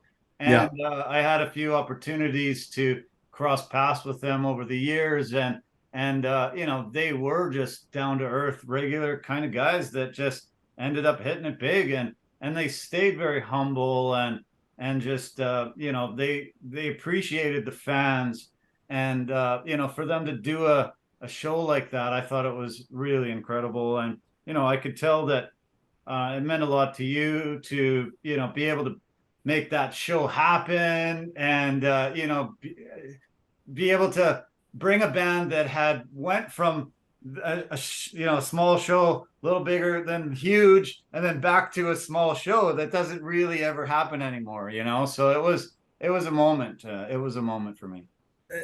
I'm glad it was, because it was a moment for, I think, everybody in that room. Yeah. It's not like they were playing that room because they were losing momentum too. Sometimes bands make these mistakes of kind of like going back and playing. They're like, hey, we want to do a tour where we want to play some smaller rooms. And I could probably list off 4 or 5 bands that were doing that. And I'll just say this, I won't say who, but I've had to have some pretty firm calls with bands and or their managers when they say that they want to come to Vancouver and play a show and do a little club show because they're going to do a bunch of them. And I said, careful what you fucking wish for, because you'll be playing clubs a lot if you keep doing this. If you water it down and you do it a lot, people aren't going to care. So if you do 1 or 2, it's special. Yeah. But if you do a lot of them, people are like, they kind of get the wrong tone from it. Vibe. And they're like, are they a club band now? Right. And so interestingly enough, about 10 years ago, I had the opportunity to work for Paul Stanley, and Paul Stanley hired me to take care of him and his family on the road. Amazing. I did a press conference for them. I was a part of that. And Paul was liking the way we were running it, and he wanted to talk to me, made me an offer. It extended to be the whole summer eventually. And so I was just taking care of them while they were in Canada. One afternoon or evening or whatever, we were having a glass of wine, and he said, I said, man, this show that you guys are doing, and this is 2013. I said, it's so over the top. He said, this is our biggest show. This is the most pyro. This is our longest set. This is our most extensive tour of Canada we've ever done. Like, we're playing places we've never played before. Okay. And I said, why are you doing this at this point in your career? And he goes, because if we go the unplugged route, if we start scaling it down, he said, it wouldn't be KISS. We wouldn't be who we are. He said, we are, it's meant to be over the top. We want it to be exciting. We want a big room with a bunch of people so that, the vibe is a party. It's not sit around and, golf clap. It's a rock show. And they are keepers of that flame, KISS. And that's why, it was so cool to go to that show again and see at 50 years into their career,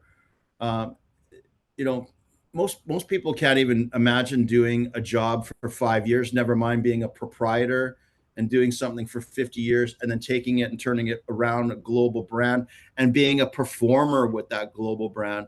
A lot of global brands sit behind ivory towers and they never meet anybody, but they become this global brand.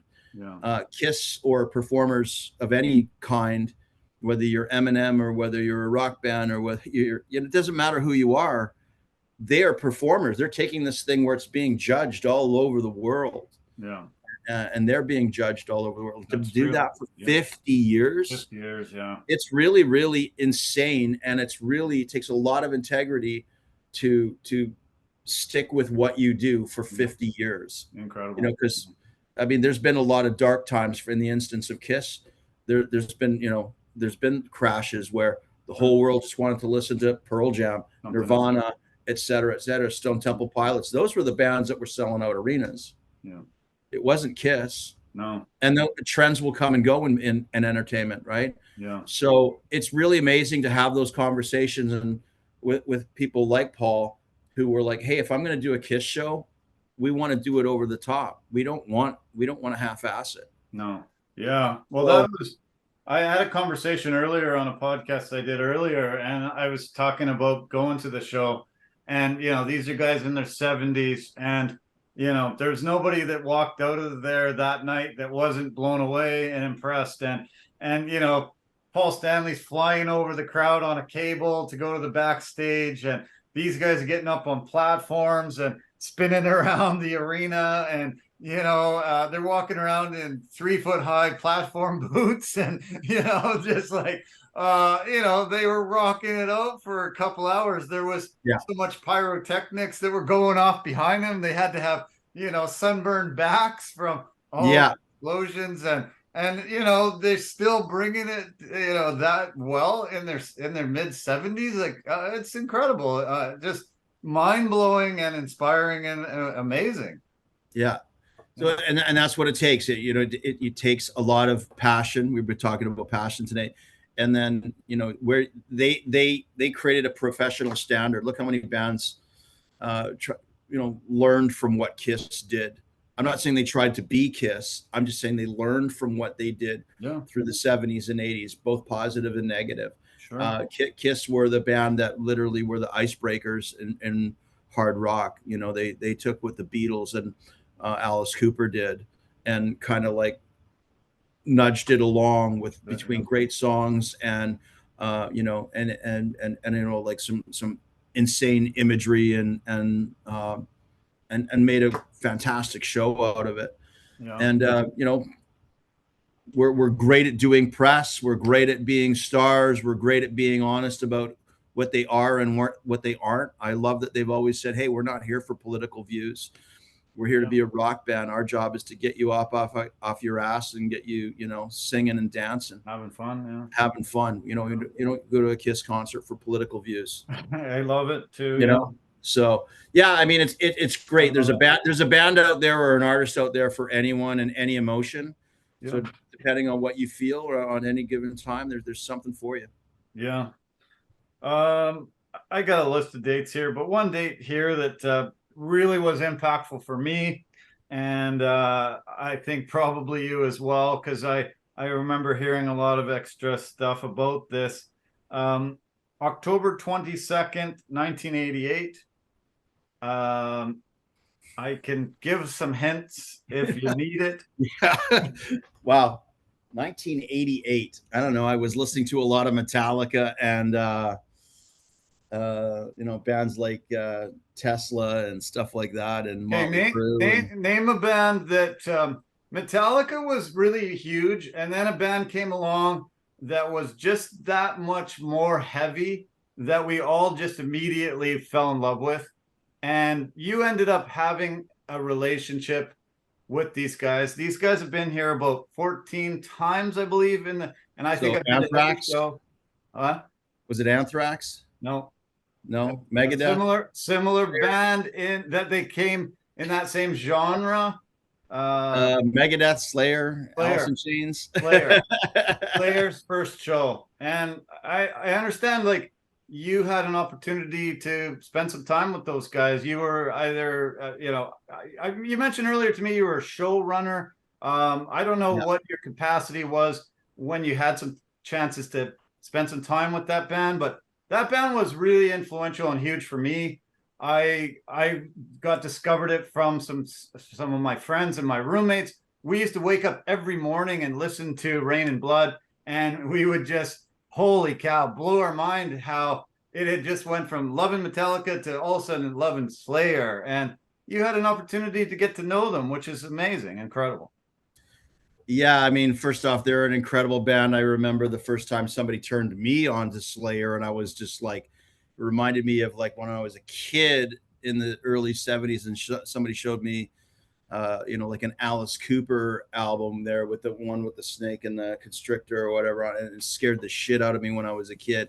And then when I started listening to Slayer, because I'd been listening to, again, it all sounds like old to a lot of people, but again, late 80s, and somebody turned me on to Slayer. I guess it was around 86 when I got turned on to Rain and Blood when it came out, and it's literally freaked the shit out of me. It was so heavy, it was so evil, it was played with just an insane fury. It sounded like a death march from like a war. It was just it was unlike anything I'd ever heard before. Yeah, and I love those moments. There's a lot of those moments for me, and there's a lot of moments for probably people out there, whatever music, all of a sudden you heard something and it just blew your mind. It was like, whoa, what is this? I've never heard anything like it, and it just, wow, it opened my eyes, it changed my life. And that band was one of those ones. There's a lot for me. I'm sure there's a lot for you. You mentioned Van Halen, you mentioned Alice Cooper, you mentioned a lot of things, but Slayer, wow, just whoa. Yeah, Slayer are pivotal for me too. It's a really special place. It's actually I can't listen to it without a ton of emotions, but mainly it's the emotion of their music that takes over. Yeah. In fact, to get my sort of game face on when I'm on the road, before I go and work on a concert, I will actually put on the headphones and listen to about half an hour of Slayer before I go in and work on a show. Right. Like if I'm in my hotel room and I got to go, whatever, and then I will listen to a bunch of Slayer and just get like, it's kind of like getting your game face on. It brings out that edge. Sure. It makes me sharp. It makes me aware. I'm not talking about like getting high and getting drunk while I'm listening to it. It's just the music it's just like a workout for your mind and your adrenaline. Yeah. And like the lyrics for Slayer are so written with precision of attitude. Yeah. And like they have the one album called Undisputed Attitude, and it's just like that is what this band is. There is an attitude to it. And I'm like, I've had friends who have come to me that want to learn about Slayer, like they're our ages or whatever, but they kind of missed the boat when it happened. And I'm like, you're not ready for Slayer. Yeah. You're not ready for it. But I had the, like, going back to the Rain and Blood album came out in 86, and then I ended up with this radio show in the late 80s, early 90s. And there was no question when I was doing my first show with my friend John Hewitson at the time that, we want to play a lot of hard party rock because, metal is a party, but it's also, again, it's an attitude. And I was like, well, so we had some party rock going on at the beginning. We actually played this band called Manitoba's Wild Kingdom, which is a super cheesy band, but they had this great song called The Party Starts Now. And it was just like, it was so, so hard rock and fun, right? Kind of like an AC/DC tune or what have you. And anyways, like there was no question that I was doing that first show. I just said to John, I'm like, well, I want to play 2 really quick songs by Slayer. It'll be 5 minutes combined. And it kind of set the tone for what we were going to do in radio. Nice. On that show is we were going to play whatever we wanted, whatever had the most attitude, whatever had, again, the best professionalism and passion of what that act was doing. Right.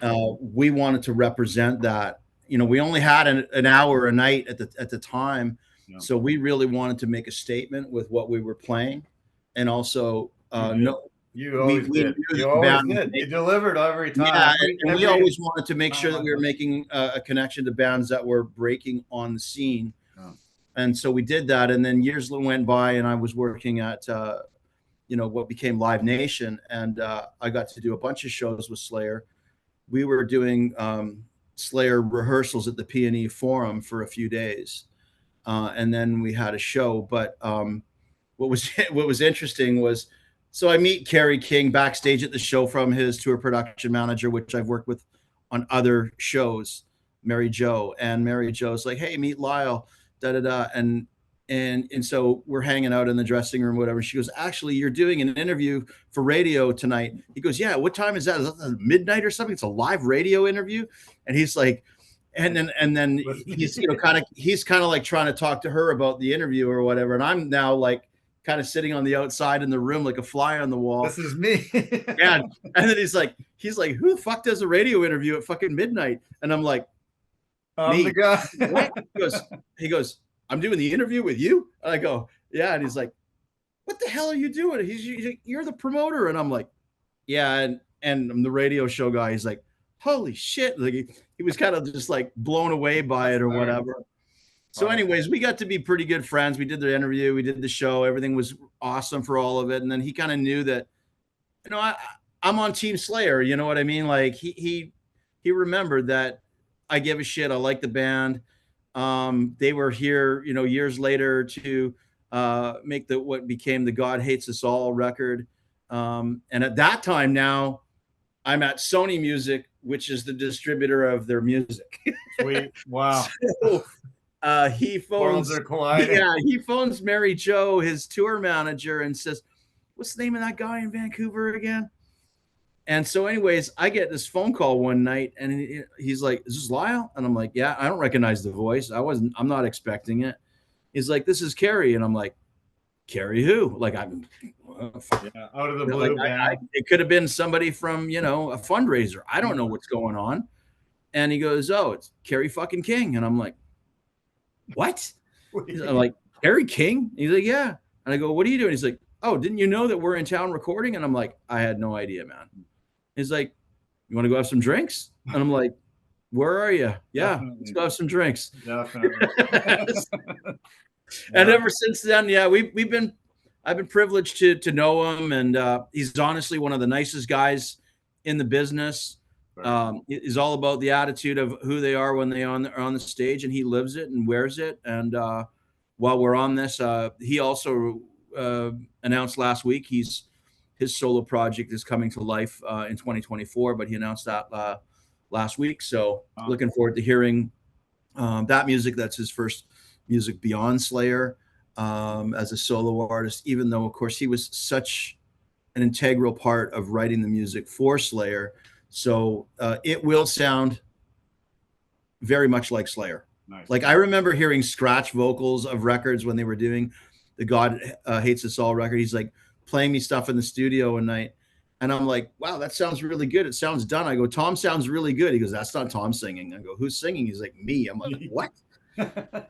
So, I mean, Very cool. it will sound a lot like it. And then, I mean, he used to, you know, help Jeff Hanneman out a lot with his guitar solos and stuff like that. So while they're both different, but Kerry would help him out a lot. And Awesome. Slayer was Kerry and Kerry was Slayer. You know what I Yeah. mean? It's like 100%.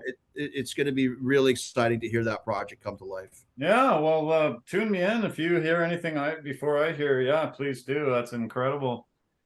So you're pulling out some wild ones with these dates, dude. Yeah. Yeah, I tried to. Yeah, really hope to kind of blow your mind a little bit with some of this. Yeah, you're doing it. Good. You got any more now? I feel like I'm on a game show. I do have a date. It's actually a tough date, but I know it means a lot to you because of how you reacted. I heard a radio show of yours, and it made me realize how impactful this was for you as well as it was for me. This is December 8th, 2004. It's a date that goes down in infamy, and it was tough, but it made me realize how impactful this artist was for you.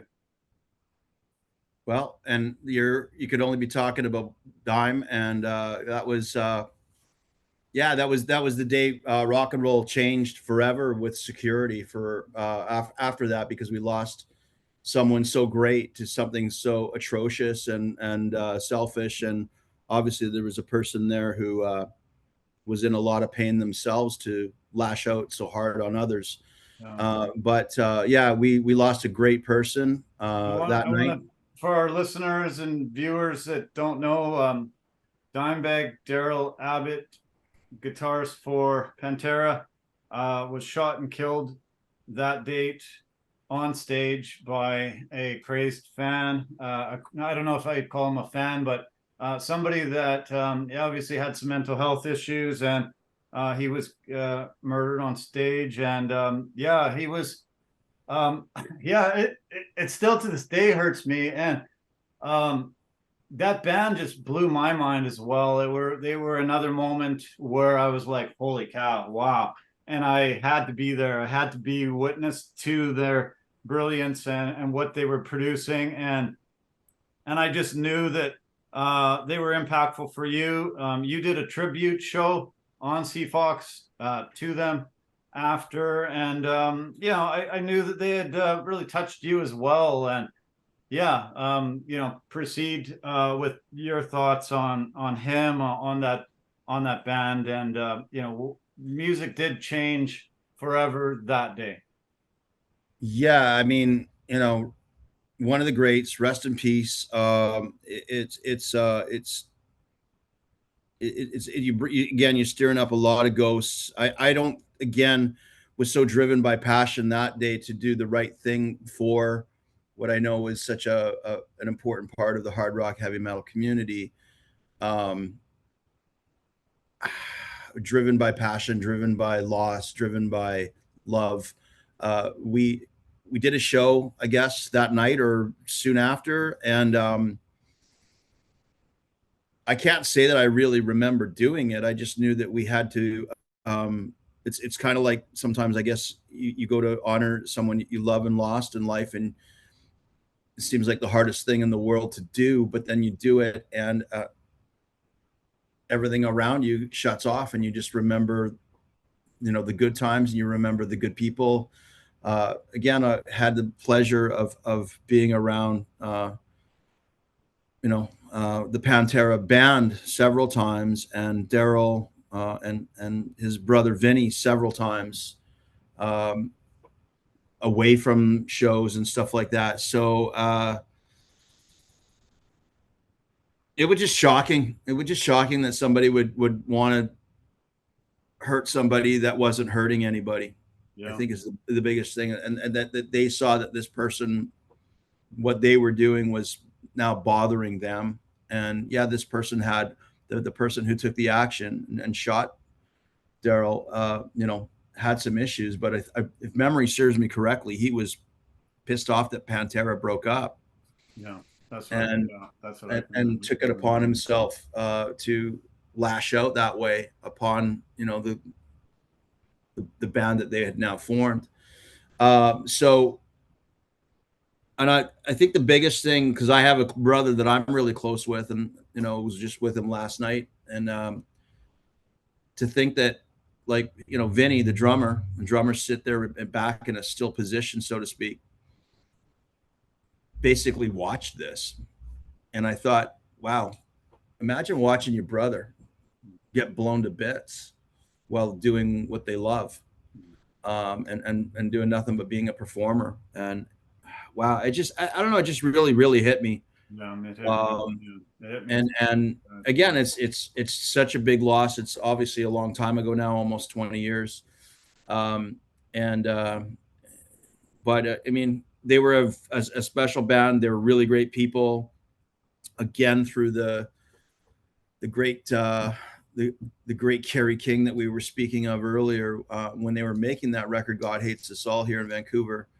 I remember Kerry coming up to me and said, "What are you doing tomorrow night? Let's go to Seattle." I'm like, "What's up?" And he's like, "Well, Pantera's playing down there," and he had cut a track on their album. So he was like, "I want to throw a guitar and one of my guitar head into your truck, and let's go to the show." Sweet. And we went down there, and he got on stage with them. But I mean, the minute we got there, of course, I'm riding shotgun with Kerry King. You know what I mean? Like, yeah, amazing. You get there, and I mean, wow, did they ever take care of us? The minute we got there, like, I get choked up just talking about it. Yeah. The minute we got there, like, we were treated like we were Elvis Presley, or Kerry was treated like he was Elvis Presley, or whatever bar you want to put that. It was just like, it was unbelievable. And then it was the same for me, and I'm just Kerry's friend who happens to work in the business, and the guy who drove him down.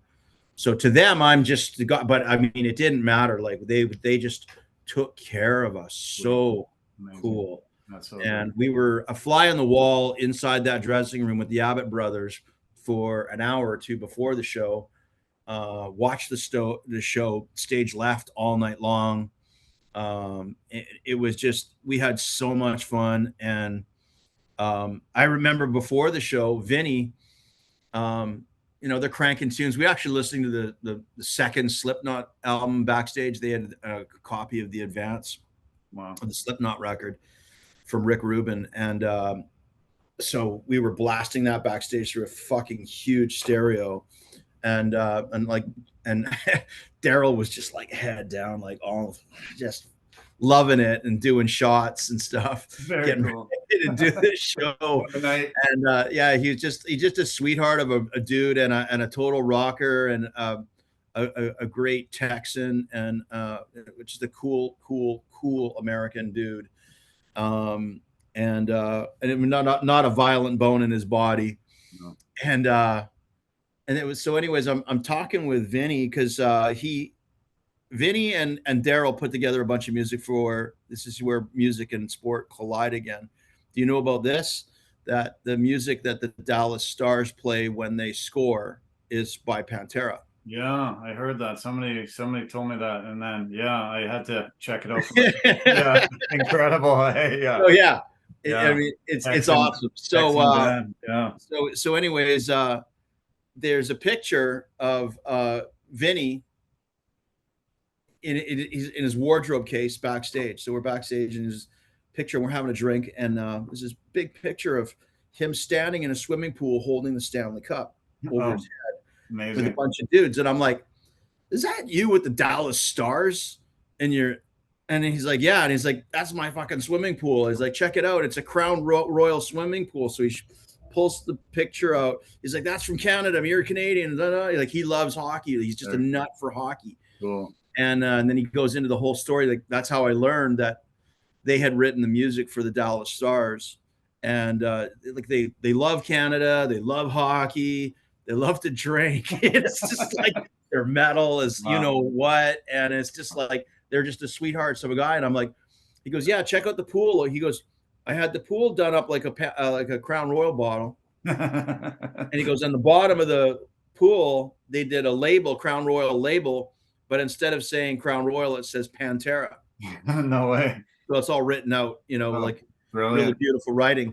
Very cool. And I'm like, oh man, that's hilarious, man. You should put that on a t-shirt. And he's like, oh, we have that on a t-shirt. Because this is me pre-merchandise before I have my company. I'm like, you should put that on a t-shirt.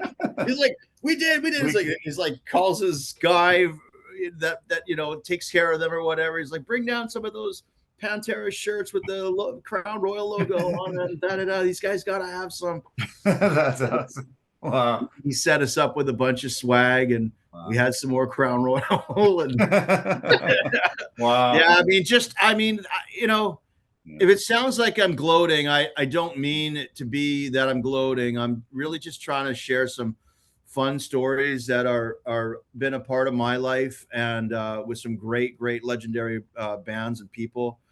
And the thing is there's a lot of great people in this business, and sometimes when people get misquoted in this business, that's the press trying to do what they do and make something out of nothing. But don't believe half of what you read sometimes, because there's so many great people in this business. And now, again, rest in peace to both of them. They've left us, and it's kind of cool that guys like Zakk Wylde and Charlie Benante have been out there honoring Pantera, along with Love it.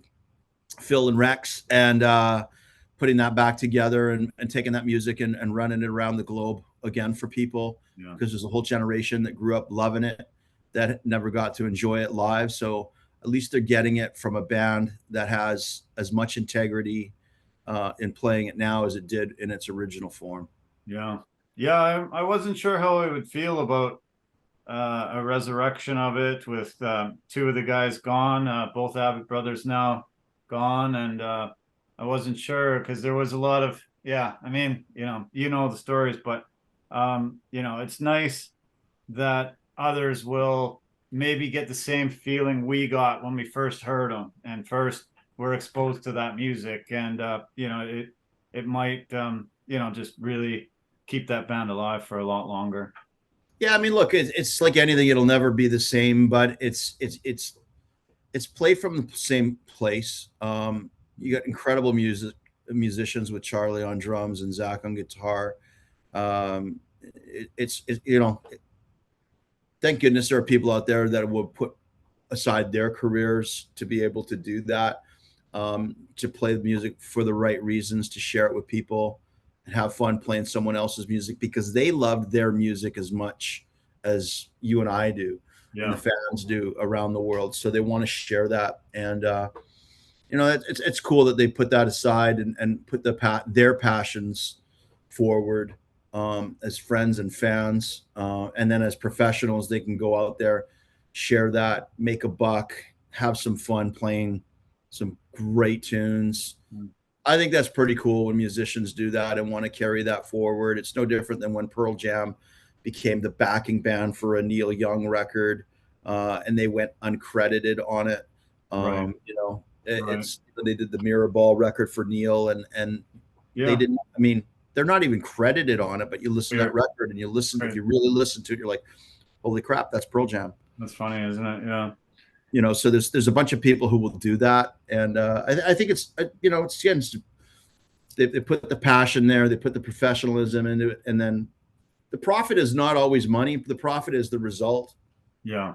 Like we were talking about before, the profit is us talking about it now, how it makes us feel, sharing it with others, getting close to things that we love, that, you know, are through art. It's amazing. Again, it's no different than what you guys do in the film industries.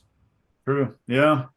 Yeah, man. I you know, I appreciate you know, so much of that. And you know, I love music. I love sports. I love passion. I love passionate people. I, you know, appreciate a guy like you that has, you know, really followed his passion and just, you know, had a lot of these moments. It's incredible to hear the stories of being able to get close to these bands and being able to be around the people that influenced you and you know, really influenced generation of people. I think the murder of Dime was similar to the murder of like John Lennon for fans of the Beatles. You know, it was like, holy cow, how could somebody just crazy enough think that this was the right thing to do? And you know, it was you know, such a moment for me that it impacted me. And you know, bands that did change my life, that brought out music that nobody had ever brought out before. I always have a special place in my heart for them because, you know, they took such a risk and they, you know, changed the course of history. And it's pretty remarkable that artists can do that. I don't know how I could even echo anything more positive than that. Again, it's just, you know, there's music out there, and whether we're looking past like we have been today, there's, again, I try to always look forward. That's why it's fun to be a part of projects that I'm currently involved in, listen to some of what my kids are listening to and learn from some of that. My wife's involved in a bunch of things, again, through Rogers Arena. So I learn about artists, comedians, etc., all the time from what's coming into that building. There's fantastic art out there. We live in an age now where we can get most of it or almost all of it at a finger, you know, at our fingertips. And you know, while I still have a bunch of physical product, a bunch of vinyl over here, you know, hard drives over here. It's just like I got music everywhere in my life because that's who I am. But it's important to look forward while also you know, absorbing what you love. Yeah. You know, and you know, getting perspective from others is cool too. Like, again, you don't have to love what your friends love or what other people love, but what's cool sometimes is just taking a step back and letting them say their piece about why they love what they love. If they love it, that's great. I mean, have at it, man. Yeah. You know, it's like if somebody's, I don't know, into religion or into being a vegetarian or whatever, they're into being in the gym 23 hours a day. It doesn't make them a bad person. If you're doing something you love and you're not hurting anybody, you're just enjoying it. And if that song makes you flip out, then go for it, man. Have at it. Like, and people, like, you know, whether it's, you know, there's people who love rave music, and there's people who like, I mean, there's a whole other generation. They didn't grow up on rock and live music and stuff like that. And you know what? That's okay. Yeah. Like, I've worked with artists in and around that scene too. I've had the opportunity to be around guys like David Guetta, you know, like who's like one of the absolute best in the business of dance and electronic music. And I mean, what an amazing dude. What a sweetheart. Like, just super cool. Brought me up on the stage while he was DJing with some other people, you know, had a shot with him while there's like 7,000 people in the Trading Convention Center that are all losing the mind to what he's doing up there and the stuff that he's spinning. It's unbelievable, man, to see so many different things going on in this business. And hey, again, if it makes people feel good, that's what music's for. You don't have to like all of it. No. You don't. No. And if you do, great. And if you don't, great. Yeah. But just don't act out like some of those other bozos did with, you know, with Dime, and just enjoy what you enjoy. And that's find your emotion through it, man. Music is there to capture an emotion of whatever's going on Yeah. in your world, positive, negative, whatever, and let that be your therapy, you know? Yeah. Yeah. Well said. Very well said. The great thing about this conversation is I knew that it would be as fun as it has been. I knew that we would be able to, reminisce about great music. We'd be able to talk sports. We'd be able to talk business. And, we cover so many genres of the Complete Media Network. And, it's a pleasure. I know we could talk for hours more. And I know we could, just constantly be reminded and talking about great stuff over. We're gonna wrap this up pretty quick. I just absolutely loved it. I think we should try to think about doing a regular thing. Come on and promote when Toot goes on another tour. If they put out some more music, let me know. Thank you. If you've got more merchandise ideas and things that you want to promote, please come on here. I know that I approached you you didn't approach me to try to sell your stuff. I said that this would be a phenomenal conversation that my viewers and listeners and everybody that tunes into Complete Media Network would be in love with. And this was a phenomenal couple hours to chat with you and Thanks. get into reminiscing about a lot of things in your past and what's brought you to here today. Thank you. And sorry it took a little while, but I'm glad we did this today. And it's great to talk to you and have the opportunity. Hopefully there's still some people tuned in. And because there's a lot, it'd be a lot to sit through. But there's all I can say is, again, just I just encourage people to explore music however they wish, current or older. There's always something you can find new and cool. There's always something you can find that's old that becomes new to you, or just speaks to you at the right minute. All of a sudden, there's some Johnny Cash song speaking to you. All of a sudden, there's a Dolly Parton song speaking to you. All of a sudden, there's a piece from Vivaldi that's speaking to you. It doesn't matter where you get it, as long as you enjoy it. That's what I always try to encourage people. It's still one of the most beautiful things. It's one of the most natural things, and it's one of the most affordable forms of entertainment, with all these plethoras of platforms that you can enjoy so much music for so little money. True. It's unbelievable. For the price of like 2 coffees, you've got a subscription for the month to the entire music freaking industry world. Yeah, it's unbelievable. Amazing. Blows me away.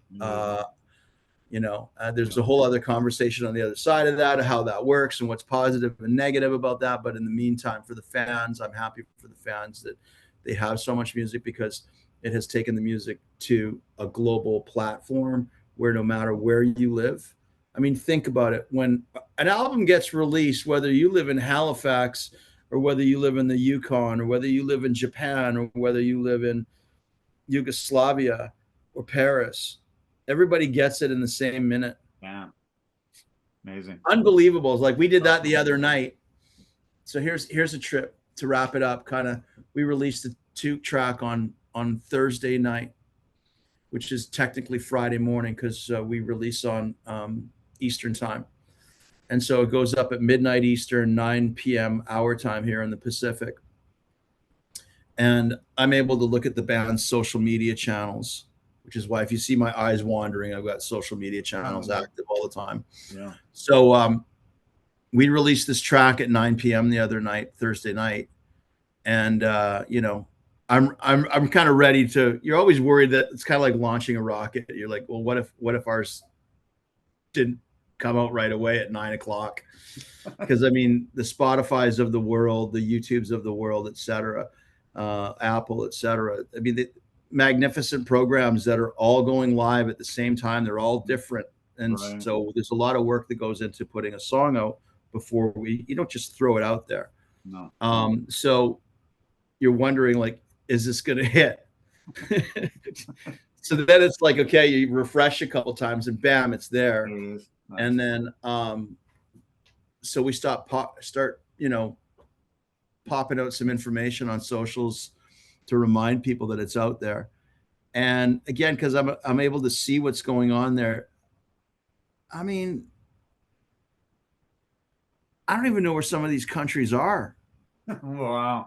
Incredible. Do you know what I mean? Amazing. Like, Yeah. I had to look a few of them up the other night because people On the are like, map. Yeah. yeah, blah, blah, blah. Globe. Like people in Chile and people in Japan and people in all kinds of different places in Europe, man. And it just blows me away because I mean, with Took, we haven't played there. We've only done, some shows in the States, and most of the shows are in Canada.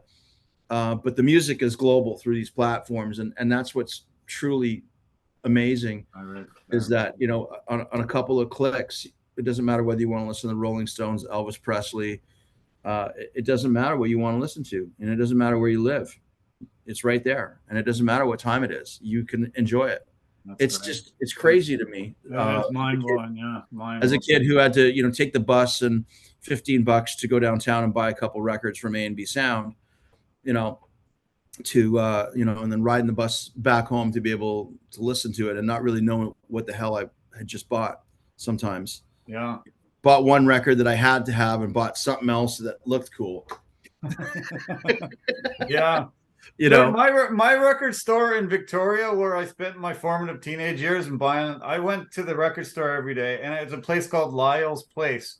Yes, I know it well. I'm not affiliated. No, I didn't think you were, but I was. That was the place that I went to, and I would look at the album cover. I'd try to see some lyrics. My favorite artist. Somebody would say, "Hey, try this one, try that one." It'd be either an album or a cassette tape. And it was like just taking a risk. Okay, here's my $15 and go home and check it out, throw it on the record player. But that was I love that part of it. I miss doing that. I went to A&B Sound a lot. I got a stack of CDs right over here that I bought in the last month or two that nice. I've been enjoying, or still there's a couple I got to unwrap, even though I've listened to them already on Spotify and whatnot. Yeah. But I still like to buy a few CDs, nice. And enjoy them in the car, especially. Yeah, while I'm driving, it's a different thing. And then I have a stereo. I love all those CDs behind you, and and I have a stereo with that's one of the greatest. That's one of the greatest CD collections. I still have hundreds and hundreds, if not thousands, of CDs. But behind you and in your studio there, that's amazing. Just a world of music. Yeah, and I mean, some of it. The beauty of it is. Thanks for saying that, because I always collected music not only for what I love, but I've actually collected a lot of music that I haven't even explored yet. And I take it from the concept of like, whenever you watch a movie, here's where your movies and music are kind of going to collide for a second. And say you're watching kind of a movie that's got a mysterious moment, and then it kind of like there's a character that has to go to some old library, and there's some old dude in there, and they're looking for a certain book or certain reference, and da-da-da, and it's like that. The guy goes like this and goes over here, and he goes, climbs a ladder, does this, and does that, and comes back and says, yes, I think it's right here. I think this might be it. And it's like, oh yeah, Jamiroquai from the UK. It's like these trendsetter, blah blah blah. Like, very cool. That's kind of me, now is love it. I don't have everything. I don't want to have everything, but I do want to have a lot of music that I enjoy, and I want to have something more than just the music on the streaming. Of course, streaming gives you a billion times more than what you can have ever in your home. Yeah. But I just like having stuff, and I have stuff that I haven't explored. Like when I was at Sony, I was able to pick up the Miles Davis catalog and the Johnny Cash catalog and Willie Nelson and stuff like that. So I mean, I've learned to appreciate a lot of heritage, right? And so to sometimes I just come out here when I'm tired, confused, whatever, and don't want to work, but I just come out here and listen to music and drink some tea and absorb it and learn it and go on a trip just like you would if you go to the movies. One of the greatest days of my life came after a very tough time. I was living in the Lower Mainland here in Burnaby, and I came home from work one day, and my house had been broken into, and everything valuable had been stolen. And they had taken all my CDs and put it in a bag and left with them. And luckily, I had home insurance. So eventually, home insurance said, we will replace them. We're going to set you up with a contract at Sam the Record Man downtown, and you can go and replace your CD collection. And I think it was 1,000 CDs. So I got to walk into Sam the Record Man and just shop and just fill up this shopping cart full of music. And it was one of the greatest days of my life.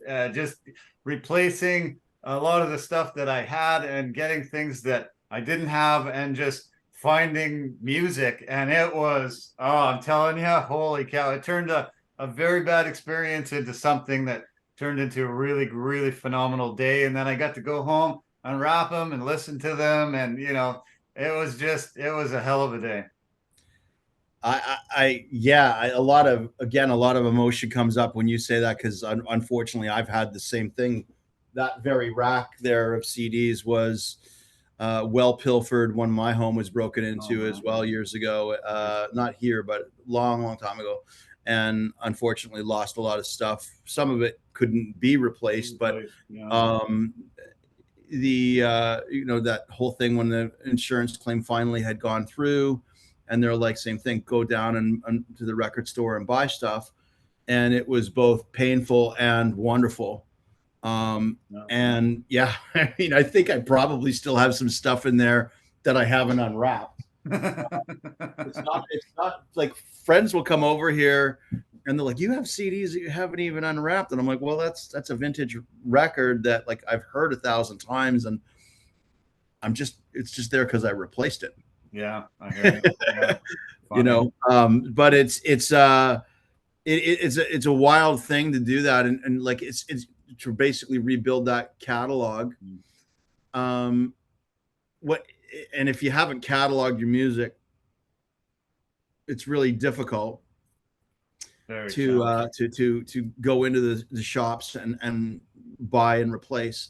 Yeah. But it's and if you have cataloged your music, you're still kind of like, well, how much of that do I actually still want? Yeah. Right. Yeah. I hear so it's kind of nice that they give you the freedom to be able to just go, okay, go buy 1,000 CDs. 1,000 CDs, yeah. We touched on music. We touched on some sports. We touched on business.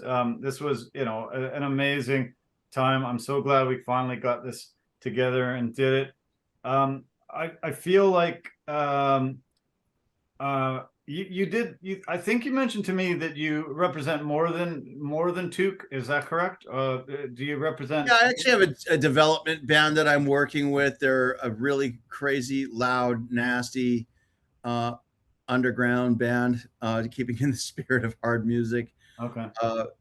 Great bunch of guys that are sort of from East Van and Port Coquitlam. And they're called the Kodiak. They haven't put out a lot of music. Every young band goes through a lot of things again. But they put together what's basically a postmodern metal thrash kind of thing. There's so many cool influences with these guys. They've put out a few songs. They're just finishing up a couple more that are right now in the mastering process. So we will get a couple more out. Hopefully at least one out on this side of the calendar. If not, we might just kind of wait till about February. But it's some of the guys inside of this project just absolutely blow me away with their creativity and what they're doing with what I like to call loud music. Not just to say metal is just so like narrow, but just loud music. It's I just like it because it's a fresh take on what's going on. It's not trying to be what you and I grew up on. It's not trying to be Metallica. It's not trying to be this. It's not trying to. It's pulling from so many other things that you and I don't listen to. But I find that very refreshing, and I find that very like inspiring. And then what I do with them is just sort of coach them more through the business of things. And so it's really cool because the creative is all coming from them, as it is with Took. And but it's just sort of something that I feel like a bit of an outsider while I'm on the inside too. Okay. And it's really cool because I find myself having to go on the trip of what they're doing musically. So Nice. and learning it and learning how to connect the dots for it. It's fun. It's very fun that way, Awesome. to put the pieces of the puzzle of what they're doing artistically and turn it into something that we can get out to more people and try to turn into commercial opportunities. And I hate the word commercial, but again, every artist lives and dies by, at the end of the day, are they going to make money? Sure. Yeah. I'll tell you a very quick story. It will sound like I'm gloating again, but I was working as a kid in a record store in late 80s, and this band called Def Leppard from Sheffield was in town playing a show. And this guy named Joe Elliott walks into the record store that I'm working in. And I'm like, I don't know, 20, 21 years old. And, still really, really green. I was just a kid working in a record store trying to make a buck. And he came in and I saw him, but it was early in the morning, and I just like left him alone. We'd only been open a few minutes, and there was nobody else in the record store except for me and him. So then, and I always used to listen to, in the morning in the record store, I would listen to classical or jazz. No, I had a rule about no distortion until noon. I was probably hungover. Hungover, yeah. You don't want to harm your headache. Yeah, or just no sleep. And so, anyways, I saw him, and he was a few feet away, or we're 10 feet away, or whatever. And I just said, "Hey, I'm putting on some tea. Do you want some tea?" And he's like, "Oh, I'd love some tea." And he was just walking around, like checking tunes out, right? Nice. So I put on some tea, and I bring out some tea for a few minutes later, and then we just started talking, and we started talking about all kinds of our favorite bands. Like, he knew that I knew. I mean, I was a young, long-haired kid, and he knew that I knew who the hell he was. And then they were playing the next night at the Coliseum, and then I just started talking to him a little bit about the show, and they had Tesla opening, who were one of my favorite bands, and we started to talk about that. And he's like, "Well, you're coming to the show, right?" And I'm like, "Well, actually, I'm not. I don't have any tickets." And he's like, "Well, you're coming now," and all this. So he's like, "I'll take care of you," and all this stuff. But we started talking about, again, because it's just him, it's just me. There's nobody there, and it was just two rockers talking. Yeah. And Awesome. and I literally hit him up with the question of like, "Hey, I know you've heard this question 1,000 times, but what do you think about all these people who are pointing the finger at you guys?" Hysteria was a very, very commercial record for Def Leppard, very far from their original sound, 5 or 10 years before. And he's, I said, "What do you think of all the people who are saying you guys have, sold out, or you've gone too commercial, or whatever?" And then he said, "Well," he said, "we're trying to make music that allows us to be around the world. We're trying to make music that allows us to make a living." He said, "We've done our first 3 records," and he goes, "We're broke. We've been off for 5 years, almost 5 years, with Rick's accident, Right. losing his arm. We didn't fire any of our staff. We had to rehire a bunch of things. Rick had to relearn. We had to keep a bunch of people on staff to be able to do." He went through the whole business stuff of the tragedy. Sure. He peeled off the layer and said, "This is what has happened." And it was long, so I can't really get into it, and it's also private, but he peeled it all off and shared it all with me. As we're sitting there, I'm a 20-year-old kid in a record store. He doesn't have to tell me shit. Yeah. And he tells me this big long story about what's happened to them. Amazing. And it's like, so he goes, "We had to make a record that was going to make us money, or else this band was going to implode and die." Wow. And he said, "And I watched too many of my favorite bands like Thin Lizzy and stuff like that die because they didn't make enough money when they had the opportunity to make money." Right. And they walked away from it because they were too busy hanging on to too much of the integrity and not becoming commercial enough Sure. while still being who they are. Wow. So he goes, we want to make music that we want to make, and we want to make sure that it's, got an opportunity to grow and be on the radio and be listened to globally. Yeah. Well, it's amazing that they were smart enough to realize what they had to do, they became, even super band higher and higher and higher than they had ever reached, definitely before that. So, Yeah.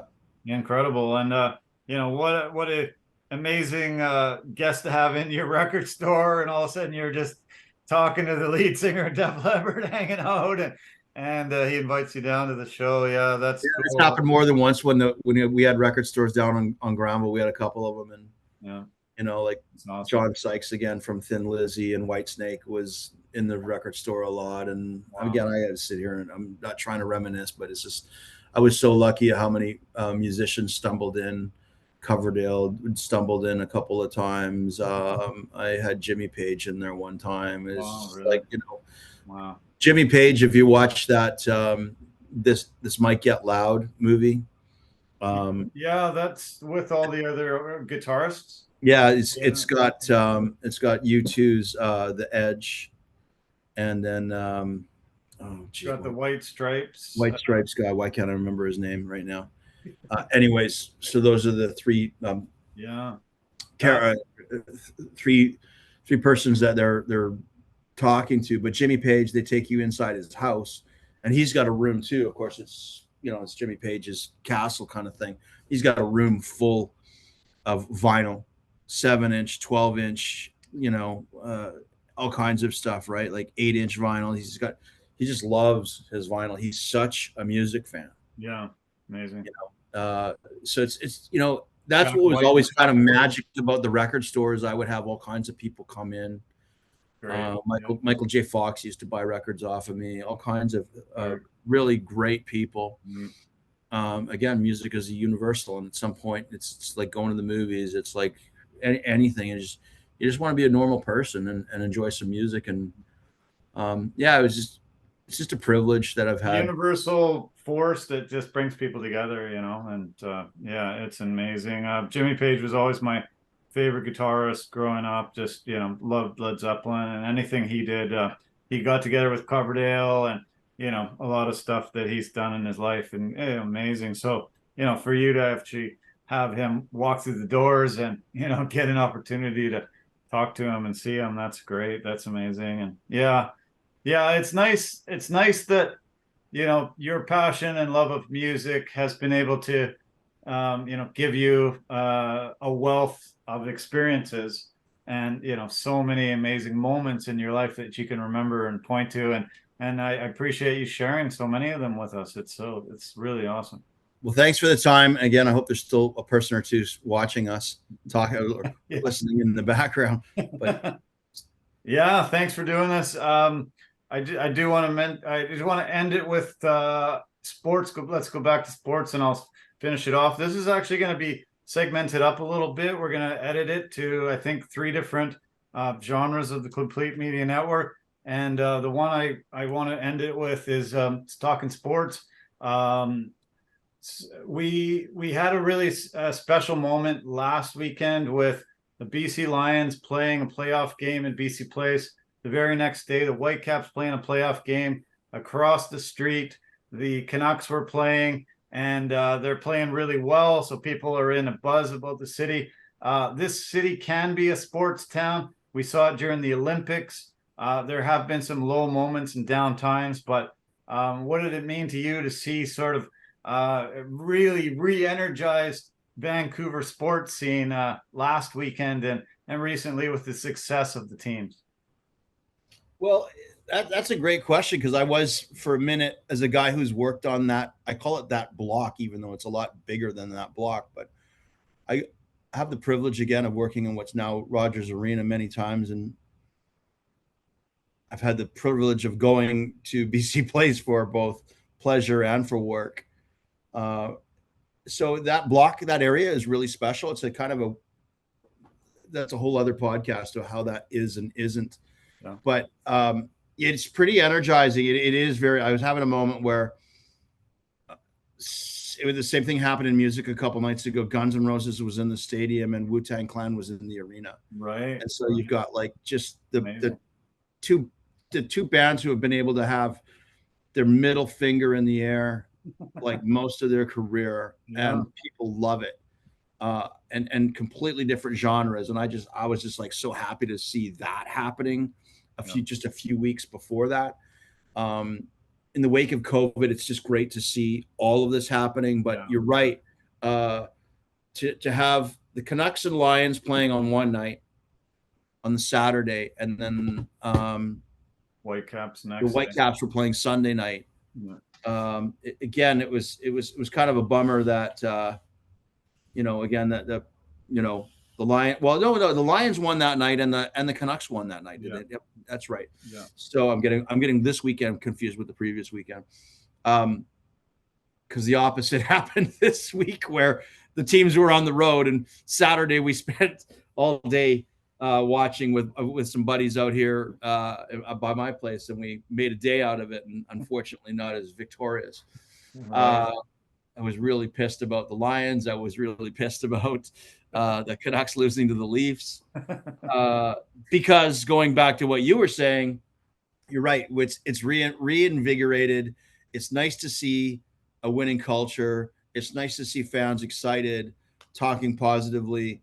Again, with my family, I'm lucky because my daughter's in the arenas a lot, working on merch, and she's just right there on the floor where the fans are, where the Darrens and the Lyles are, and then the Cindys and whoever, and she's like, the fans are just like eating it up. The other night when they won the game on Saturday night before they hit the road, and the fans were just really, really eating it up, man, and they're buying lots of swag, which is great. And you see people rocking Canucks gear right now, which is really, really cool. Yeah.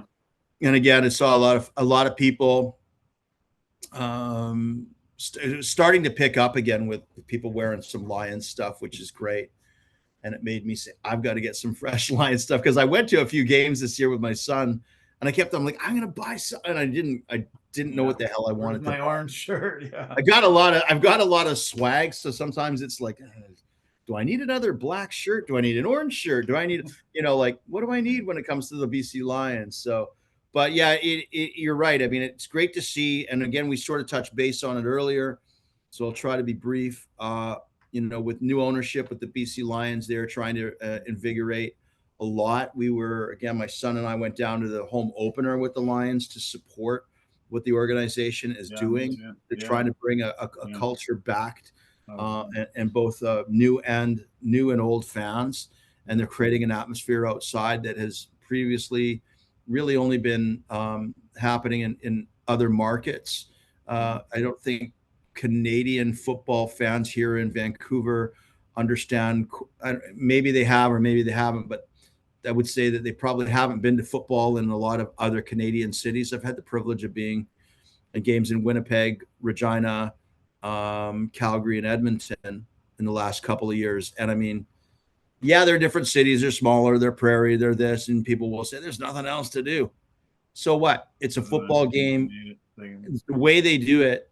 Like, we were at Grey Cup last year in Regina, and with Tuke, and we played at Saskatchewan Rough Riders Saturday night tailgate party. Oh, awesome. Fun. And we were the headline band. It was unbelievable. Amazing. It was 5,000 people in this huge building, and I mean, people were having such a good time.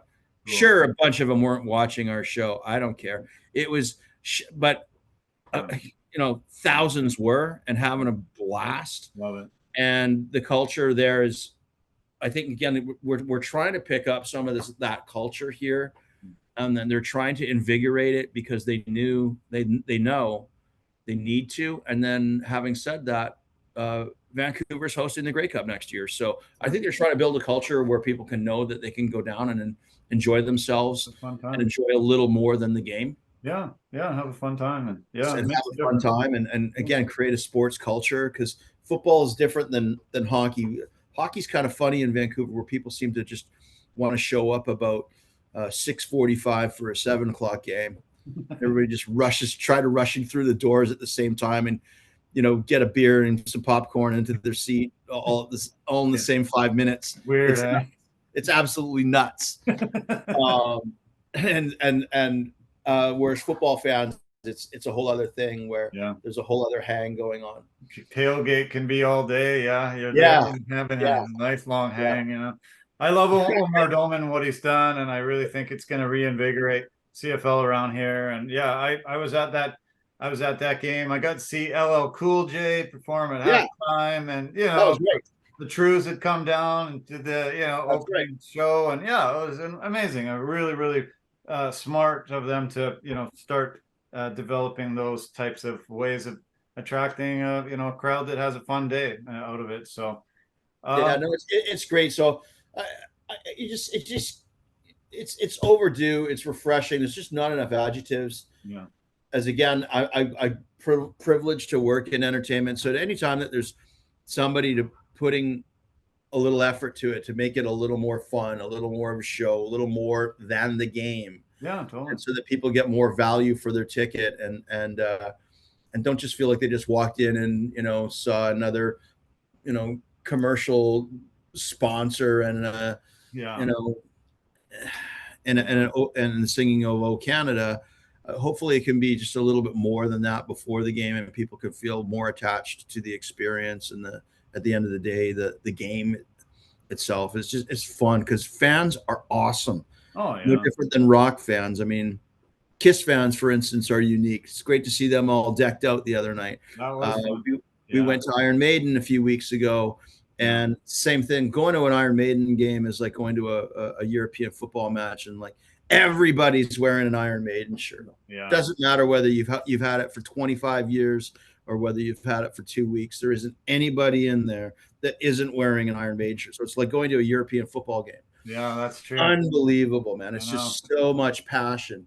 And I think I've seen Maiden well over 40 times now in my life. Awesome. And I don't know if it's 40 and something or 50 something now, but it's just like I went because I love the culture as much as I love the band. Right. I went because the fans are so great. Rabid, incredible. And they're cool. Like the fans, everybody's fun. Cool. Everybody's really fun and cool. Fun and laughing and having drinks and having a great time. And there's no fights at a Maiden show. There's no BS. The band won't put up with it. If you're down on the floor and you want to mess up and start causing fights in a mosh pit, they'll stop the show and kick you out. That's not what it's for. I know. And it's just it's a whole other thing. And so, there's so many great things going on in music. And my wife last night, she had Lauryn Hill down at the arena, and she was sending me clips, and I'm like, man, their music is so great. Like Fugees, and it's just like, I love all that stuff too. While I grew up listening, I love really good hip hop. So it's there's so much great stuff out there that I just encourage people, whether it's a game with the Lions, Caps, Canucks, go to a game, try it. Try it. You might just have a good time, and go to a gig. Please go to a gig and challenge yourself. We have so many other great things going on in our city. In the summer, there's so many great festivals. Go take $50 or $100. Go get a date. Go get a friend, and go out and go see something you've never seen before. Just try it. Just try it, man. There's nothing more to say, Lyle. That's perfect. Thank you so much, everybody, all the viewers, all the listeners. We get a lot of people saying they listen at their work. I hope you enjoyed this a ton. Please tell your friends, tell your family, subscribe, like it, comment. We love hearing comments. I will respond. Somebody will respond for sure. And thanks for tuning in. We'll see you again very soon. Take care of yourself. Love you guys lots. Bye for now. Well, that was another episode of Complete Sports Media, guys. Wow, we've been, very faithful with our podcast every Monday, but nice to have a fresh face and a new guy that can, really talk about a lot of really great sports in the Lower Mainland and the world. And I hope you enjoyed it as much as I did. Take care of yourself. Thanks so much for tuning in. As always, tell your friends, tell your family, like, comment, and subscribe. And yeah, we'll keep back to you. We'll be very soon. We're going to get great guests all the time. So keep tuning in. Love you. Bye for now. Take care. Well, that was huge. Complete Media Network. Wow. We covered a lot of genres there, especially sports, music, and business. And that's what we do in the Complete Media Network. Get onto our websites and check us out. Follow us on social media, and you'll be entertained. Lyle, what a great guest. Thank you, Lyle, so much for your time. And what an incredible conversation. And really, we steered it around a lot, but wow, I was fully entertained. Hope you guys were too. Thanks for tuning in. There'll be more great podcasts coming. So like, subscribe, get an alert, tell your friends and family, and yeah, we will entertain you again. So love you. Take care. Bye for now.